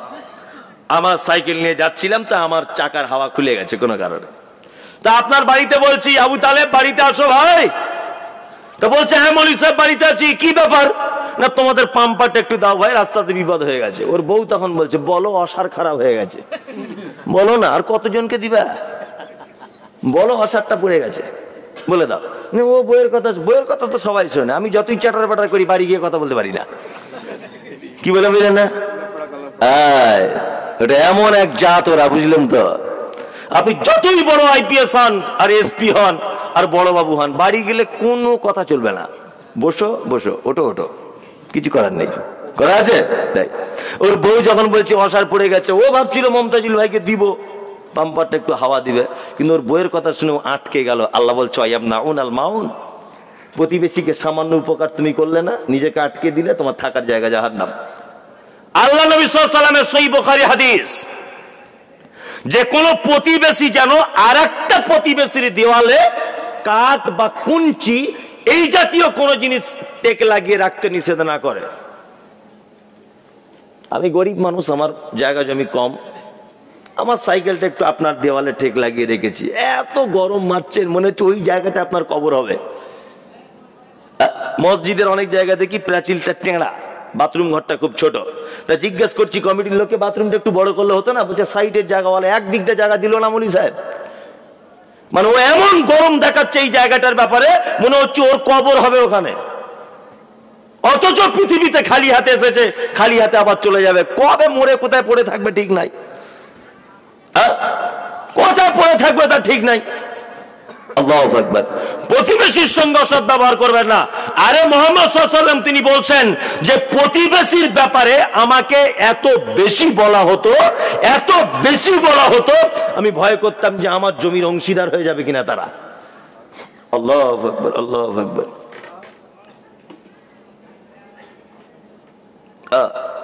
একজনা বলছেন হাফ হাতা জামা পরে নামাজ হবে? নামাজ হবে, তবে এটা অভদ্রতা, ভদ্রতা নয়। কি বললাম বুঝলেন? হাফ হাতা বলছি, হাফ হাতা পড়ে না, কেউ যদি বলে নামাজ পড়বো, নামাজ হবে, কিন্তু এটা আদবের খেলাফ। সবচেয়ে বড় কথা আমাদের মাথায় রাখতে হবে যে আপনি এখন কোথায় যাচ্ছেন, কোথায়। আপনি যখন বিডিও বাবুর সাথে দেখা করতে যান তখন কি পড়ে যান? একদম বুট শুট পরে, মাথা টাথা আঁচড়ে, 4 বার আয়না নিয়ে দেখে কোন চুলটা বেঁকে গেছে সেটাও ঠিক করছেন, তাই না? আর আপনি যখন মসজিদে যান মনে হচ্ছে লাল গোলার ফকির ঢুকছে ভিক করতে, তাই না? মাঠ থেকে খেটে এসেছে, গায়ের গন্ধ ঘামের এখনো কাটেনি, জামা প্যান্টের নোংরা ভর্তি, এই অবস্থা আপনি মসজিদে যাচ্ছেন। এই কেমন নীতি? আপনি আল্লাহর ঘরে যাবেন, আপনি একটু নিজেকে পরিপাটি করে যাবেন না? আপনি কার পার্লামেন্টে ঢুকছেন এখন? আল্লাহর পার্লামেন্ট। পৃথিবীর সমস্ত অফিস আদালত বন্ধ হয়ে গেল, একটা আদালত বন্ধ হয় না। কোন আদালত? আল্লাহর আদালত। 4টের পরে কোনো অফিসে গেলে আর কাজ হয় না, কিন্তু আল্লাহ যত রাত হবে তত কর্মচারীতে কর্ম বাড়াবে। আল্লাহু আকবার। আপনি সেইখানে হাফাতায় জামা পরে যাবেন কেন? আমি এর আগে অনেক এই বিষয়ে বক্তব্য দিয়েছি যে অন্তত পক্ষে আপনি 2টো পাঞ্জাবি তৈরি করে রাখুন। এমনি টাইম আপনি যা পারবেন করুন, মসজিদে যাওয়ার আগে ফুল হাতা পাঞ্জাবিটা পরে যাবেন। কি বলছি বুঝতে পারছেন? এটা উত্তম। তা আমরা সবসময় উত্তমটা গ্রহণ করবো ইনশাল্লাহ। হ্যাঁ ইনশাল্লাহ উত্তমটা গ্রহণ করব। আবার কিছু এখন ছেলেরা আছে যারা জিন্স প্যান্ট পরে নামাজ পড়ছে, যখন রুকুতে যাচ্ছে তা পাছার অর্ধেকটা দেখা যাচ্ছে, আছে না? এমন জিন্স প্যান্ট পরছে, যখন সেজদায় যাচ্ছে তাকালে ওর গেঞ্জি আর পাছার অর্ধেকটা দেখা যাচ্ছে। এ নামাজ হবে না। কি বললাম বুঝলেন তো? নামাজ হবে না। খুব সাবধান। ওই জন্য ইসলামে ঢিলা ঢালা পোশাকের কথা বলা হয়েছে। একদম চুস প্যান্ট, না দাঁড়িয়ে পেচ্ছাপ করা যায় না বসা যায়, এরকম পোশাক ইসলামে অ্যালাউ নেই। ইসলামে যদিও পোশাকের ব্যাপারে নির্দিষ্টভাবে কিছু বলা নেই, আপনি প্যান্ট শার্ট পরুন, এতে আমাদের কোনো সমস্যা নেই। ইসলামেরও কোনো সমস্যা নেই, পদ্ধতিরও কোনো সমস্যা নেই। আপনি অবশ্যই প্যান্ট শার্ট পরুন। পোশাকের উপরে 2টো জিনিস মাথা রাখবেন, ঢিলা ঢালা পরবেন, গাঁটের উপরে পরবেন। কি বললাম বুঝলেন? গেরুয়া কালারের পোশাক পরবেন না, এটা ইসলামে নিষিদ্ধ। কি বললাম বুঝলেন? চার নম্বর মাথায় রাখবেন, কোন জাতি বা কোনো ব্যক্তির অনুসরণ করে আপনি কোনো পোশাক পরবেন না, তাহলে তার সাথে কিয়ামতের মাঠে আপনার দেখা হবে। আমাদের তখন সব তাই। মুহাম্মদ সাল্লাল্লাহু আলাইহি সাল্লাম হাতের নখ কাটতেন যেভাবে, সেভাবে আমরা কাটি না। আল্লাহর নবী যেভাবে চুল কাটতেন ওভাবে আমরা কাটি না। কোথায় সেই মেসি না কি বলছে, ও কেমন করে চুল কেটেছে, আমরা সেইভাবে কাটার চেষ্টা করছি। আবার আমাদের দাবিও কিন্তু জান্নাতে যাব, বলে ও ভেবে নিয়েছে জান্নাতে পৈতৃক ব্যাপার, মুসলমানদের গেলেই ঢুকে যাব। অত সহজ নয় গোলাম হোসেন, খুব কঠিন, খুব কঠিন। জীবনযাত্রা চেঞ্জ করুন, এভাবে সারা জীবন চলবে না, একটু পরিবর্তন হয়। পোশাকের ব্যাপারে, খাদ্যর ব্যাপারে, চলাফেরার ব্যাপারে, অর্থনৈতিক ব্যাপার, পারিবারিক ব্যাপার, মুসল্লিয়াতের ব্যাপার, দিনের ব্যাপার, মসজিদ মাদ্রাসার ব্যাপার, সমস্ত ব্যাপারে একটু নিজেকে পরিবর্তন করুন। আল্লাহ তুমি আমাদের সকলকেই দিন বোঝার ও জানার তৌফিক দান করো, আমিন। এটা মসজিদ কেন্দ্রিক একটি জলসা, তাই তো? মসজিদ কেন্দ্রিক করি বাবা, 1:10 বাজে এখন, মসজিদ কেন্দ্রিক একটি জলসা। আপনাদেরকে আমি একটা চমৎকার হাদিস বলবো, শুনবেন? শুনবেন। যারা স্টেজে আছেন, বাইরে আছেন, এই হাদিসটা শুনে আস্তে আস্তে করে বাড়ি যাবেন। আচ্ছা, আল্লাহ নবী সাল্লাল্লাহু আলাইহি ওয়াসাল্লাম পৃথিবী থেকে যেদিন চলে গিয়েছিলেন সেটা কি বার ছিল? সোমবার। ঠিক সোমবারের আগে বৃহস্পতিবার আল্লাহ নবী সাল্লাল্লাহু আলাইহি ওয়াসাল্লাম জীবনের শেষ নামাজ মসজিদে নববীতে ইমামতি করেছিলেন, এশার নামাজের। কোন নামাজের? এশার। আর প্রথম রেকাতে, দ্বিতীয় রেকাতে তিনি তেলাওয়াত করেছিলেন সূরা মুরসালাত, যার শেষ আয়াত ফাবে আইয়ি হাদিসিম বাদাহু ইউমিনুন। আল্লাহ নবী সাল্লাল্লাহু আলাইহি ওয়াসাল্লাম এশার নামাজ পড়ে বাড়ি এলেন। খুব মনোযোগ দিয়ে শুনবেন। বাড়ি আসার পরে হযরতে বেলাল ফজর আজান দিচ্ছেন, আসসালাতু খায়রুম মিনান নাওম। আল্লাহ রাসূলের ঘুম ভেঙে গেছে। আল্লাহ রাসূল আয়েশাকে ডেকে বলছেন, আয়েশা 1 লোটা পানি দাও তো। তা আয়েশা 1 লোটা পানি দিলেন, একদম সহিহ হাদিস। আল্লাহ রাসূল সাল্লাল্লাহু আলাইহি ওয়াসাল্লাম ওযু করলেন।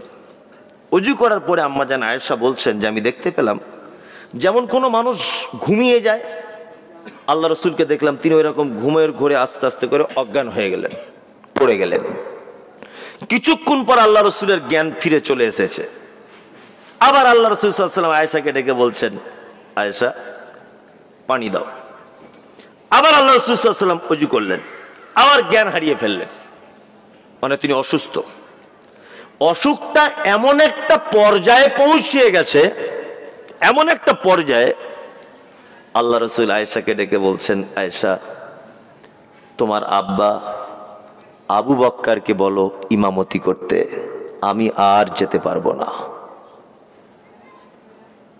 হযরত আম্মা জান আয়েশা সিদ্দিকা রাদিয়াল্লাহু তাআলা আনহা তিনি বলছেন, আল্লাহ রাসূল আপনি আমার আব্বার কথা কেন বলছেন? আপনি আমার আব্বার কথা বললে অন্যান্য বিবিরা আপনার ভাববে যে আপনি এখন আমার কাছে আছেন বলে আমার আব্বাকে বেশি প্রাধান্য দিচ্ছেন। আপনি আমার আব্বাকে না বলে অন্য কাউকে তো বলতে পারতেন। আল্লাহ রাসূল সাল্লাল্লাহু আলাইহি ওয়াসাল্লাম গলার কণ্ঠস্বর উঁচু করে দিয়ে বলছেন, আয়েশা আরে আমি যেটা বুঝি তুমি কি সেটা বোঝো? আমি বলছি আবু বক্করকে ইমামতি করতে যেতে বলো, আবু বক্করকে যেতে বলো। আল্লাহ নবী সাল্লাল্লাহু আলাইহি ওয়াসাল্লাম বলেছেন, আল্লাহর পরে পরে যদি আমি কাউকে ভালোবাসি, বাসি কাকে? আবু বক্করকে। আল্লাহ রাসূল বলছেন, আল্লাহর পরে পরে যদি আমি কাউকে বন্ধু হিসাবে যদি গ্রহণ করতাম, কাকে করতাম? আবু বক্করকে। কারণ আরে আবু বক্কর সেই পুরুষ সর্বপ্রথম নবুয়তির দাবি যখন মুহাম্মদ সাল্লাল্লাহু আলাইহি ওয়াসাল্লাম করেছিলেন, দ্বিধাহীন চিত্তে তিনি বলেছিলেন অবশ্যই আপনার নবুয়ত সত্য। অন্যান্য মানুষ তবু একটু কাচুমাচু করেছে, আবু বক্কর কোনো কাচুমাচু করেন নেই। মিরাজের রাত্রি থেকে ফেরত এসেছেন, ফেরত এসে যখন বলছেন আমি মিরাজে গিয়েছিলাম, জান্নাত জাহান্নাম সব দেখে এলাম, কেউ বিশ্বাস করছে না। আবু জেহেল দৌড়ে চলে গেছে কার কাছে? আবু বক্করের কাছে। আবু বক্কর শুনছো? তোমাদের নবী কত খারাপ লোক, এতদিন যা ছিল ছিল, এখন বলছে নাকি ওই আল্লাহর সাথে দেখা করে এসেছে মিরাজের রাত্রিতে। এইসব ঘটনা কি সহ্য করা যায়? হযরত আবু বকর বলছেন, শোনো আবু জাহেল, আমার নবী যদি এ কথা বলে থাকে আমি মিরাজে গিয়েছি, আমি আবু বকর বলছি অবশ্যই তিনি মিরাজে গিয়েছেন, কোনো সন্দেহ নেই। এই সে আবু বকর। আম্মা জান আয়েশা মসজিদে নববীর হজ করতে গেছেন, হজে গেছেন? জাননি, তাহলে বুঝতে পারবেন না। মসজিদে নববীর পর্দাটা এইভাবে আম্মা জান আয়েশা সরাচ্ছেন, জানলার সরিয়ে দিয়ে ভিতরে ডেকে বলছেন, আব্বু। আবু বকরকে ডাকছেন, আব্বু, আল্লাহ রসুল আপনাকে ইমামতি করতে যেতে বলেছেন। হযরত আবু বকর হাউ হাউ করে কাঁদছেন, বেটি কি কথা বলছো তুমি? আল্লাহর নবী যেখানে জীবিত আর আমি সেখানে ইমামতি করতে যাব, অসম্ভব। হযরত আবু বকর বিশ্ব নবী বেঁচে থাকা অবস্থায় 17 ওয়াক্তের ইমামতি করেছেন। কত ওয়াক্তের? 17। এগুলো মাথায় রাখবেন, ইসলামিক কুইজে প্রয়োজন হবে।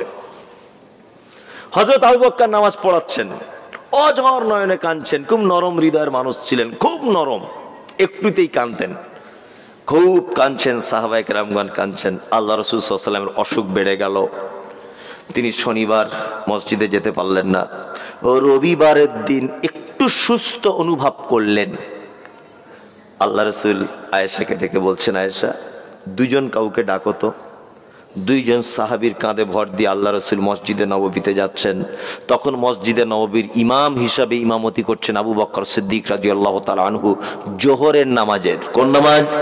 জোহরের। হযরত আবু বকর বুঝতে পেরে গেলেন আল্লাহ রাসূল আসছেন পিছন দিক দিয়ে। হযরত আবু বকর পিছনে চলে আসার মনস্থির করলেন। আল্লাহ রাসূল ইশারা করে বললেন, আবু বকর, যেখানে আছো সেইখানে দাঁড়াও। সাহাবীগণ গিয়ে হযরত আবু বকরের বাম দিকে বসালেন। বুঝুন, বোঝার চেষ্টা করুন। আমি আবু বকর ইমামতিতে দাঁড়িয়ে আছি, ধরে নেন বোঝানোর জন্য। আমার বাম দিকে আল্লাহ রসুল, তাহলে আল্লাহ রসুলের কোন দিকে আবু বকর হলো? ডান দিকে। সঙ্গে সঙ্গে ইমাম পরিবর্তন, আল্লাহ রসুল হলেন ইমাম, আবু বকর হলেন মোকাব্বির। ইসলামের প্রথম মোকাব্বির কে?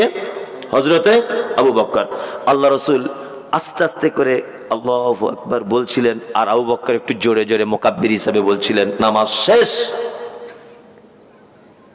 আল্লাহ রাসূল সাল্লাল্লাহু আলাইহি ওয়াসাল্লাম বাড়ি চলে এলেন। সর্বপ্রথম এসে আয়েশাকে ডেকে বলছেন, আয়েশা, আচ্ছা একটা কথা তোমার কাছে জানতে ইচ্ছা করছে আয়েশা, বাড়িতে কি কোনো সম্পদ আছে? আম্মা জান আয়েশা বলছেন, বাড়িতে 9টা মতো সোনার মুদ্রা আছে। কটা? 9টা। তখনকার দিনে সোনার পয়সা চলতো, দিরহাম আর দিনার, জানেন তো? দিরহাম মানে চাঁদির পয়সা তখনকার দিনের, আর দিনার মানে সোনার কয়েন। 9টা সোনার কয়েন আছে। তখন আল্লাহ রাসূল সাল্লাল্লাহু আলাইহি ওয়াসাল্লাম আয়েশার দিকে একটু চোখটা বড় করে দিয়ে উচ্চ কণ্ঠে বলছেন, আয়েশা, তুমি কি সর্বনাশ করলে? আরে তুমি যদি এগুলো দান করে দিতে তাহলে আমি আমার রবের কাছে পেয়ে যেতাম এতক্ষণ। কোন নবী এবং ইমানদারদের জন্য আয়েশা এটা উচিত নয় যে এত নিকৃষ্ট বস্তু বাড়িতে রেখে দিয়ে আল্লাহর দরবারে সাক্ষাৎ করবে। তুমি যদি এই 9টা পয়সা দান করে দিতে তাহলে আমি আমার রবের কাছে এখনই গিয়ে পেয়ে যেতাম। আল্লাহু আকবার, কি অবস্থা! তার মানে মুহাম্মদ সাল্লাল্লাহু আলাইহি ওয়াসাল্লাম দুনিয়াবি বস্তুকে অর্থকেন্দ্রে নিকৃষ্ট বস্তু হিসেবে বুঝিয়েছেন। তবে আমি আপনাকে বলছি না আপনার জীবনের সব সম্পদ আপনি দান করে দেন, এ কথা নয়। আমি বোঝাতে চাইছি যে সম্পদ আল্লাহ রাসূল সাল্লাল্লাহু আলাইহি ওয়াসাল্লাম কত রকম ভাবে তিনি কি মনে করতেন এটার ভাষা বোঝাতে পারছি না। তুমি তো 9টা পয়সা দান করে দিলে আয়েশা, কোটি কোটি টাকা পেয়ে যেতাম আমার রবের কাছে। রাত্রি অনেক হয়েছে, এই সময় আল্লাহ একেবারে শেষ আসমান নেমে এসেছে, এসে বলছে, বান্দা কে কি চাইবে বলো, আমি তোমাদের চাওয়া পূরণ করে দিব। বলো কে দান করেছে, বলো তোমাদের দান কবুল করে নিব। কে কার কি অভিযোগ আছে বলো, আমি তোমাদের অভিযোগ মিটিয়ে দেব। আপনারা যারা বসে আছেন, মসজিদ আলহামদুলিল্লাহ খুব চমৎকার, খুবই চমৎকার মসজিদ হয়েছে আলহামদুলিল্লাহ। দুটো জিনিসের অনুরোধ, এক, আপনি এই মসজিদের মুসাল্লি হওয়ার চেষ্টা করুন, এটা আমার প্রথম আপনাদের কাছে চাওয়া। মুসাল্লি হন। কি বললাম বুঝলেন? বিয়ে বাড়িতে প্যান্ডেল রেডি, ঢোল তাবলা সব কিছু রেডি, মিষ্টি রেডি, দই মিষ্টি সব রেডি। এখন যদি বর না আসে, ওই বিয়ে বাড়ির 10 পয়সা দাম আছে? না। 10 পয়সা দাম নেই, ওর মেনকে বড়, তাই না? তো মসজিদ আপনি এত সুন্দর করে বানাচ্ছেন আপনাদেরই টাকা দিয়ে, কোনো সমস্যা নেই, আপনি আল্লাহর ঘর তৈরি করুন, কিন্তু এটা মানাবে তখন যখন আপনি এর কন্টিনিউয়াস একজন মুসাল্লি হয়ে যাবেন। আল্লাহ তুমি আমাদের সকলকে মুসাল্লি বানিয়ে দাও, আমিন আমিন। মসজিদে আসুন ভাই, আর দূরে থাকবেন না, অনেক হয়েছে, অনেক বয়স হয়েছে, একটু আল্লাহর ঘরে আসুন। আপনারা যারা বসে আছেন আপনারা মসজিদের জন্য শেষ লগ্নে আমার হাতে, আমি মুসাফিরের দোয়া কবুল হয়, আপনি আপনার পক্ষ থেকে কিছু মসজিদের জন্য ব্যয় করুন, এই অনুরোধ আপনাদের কাছে আমি রাখছি।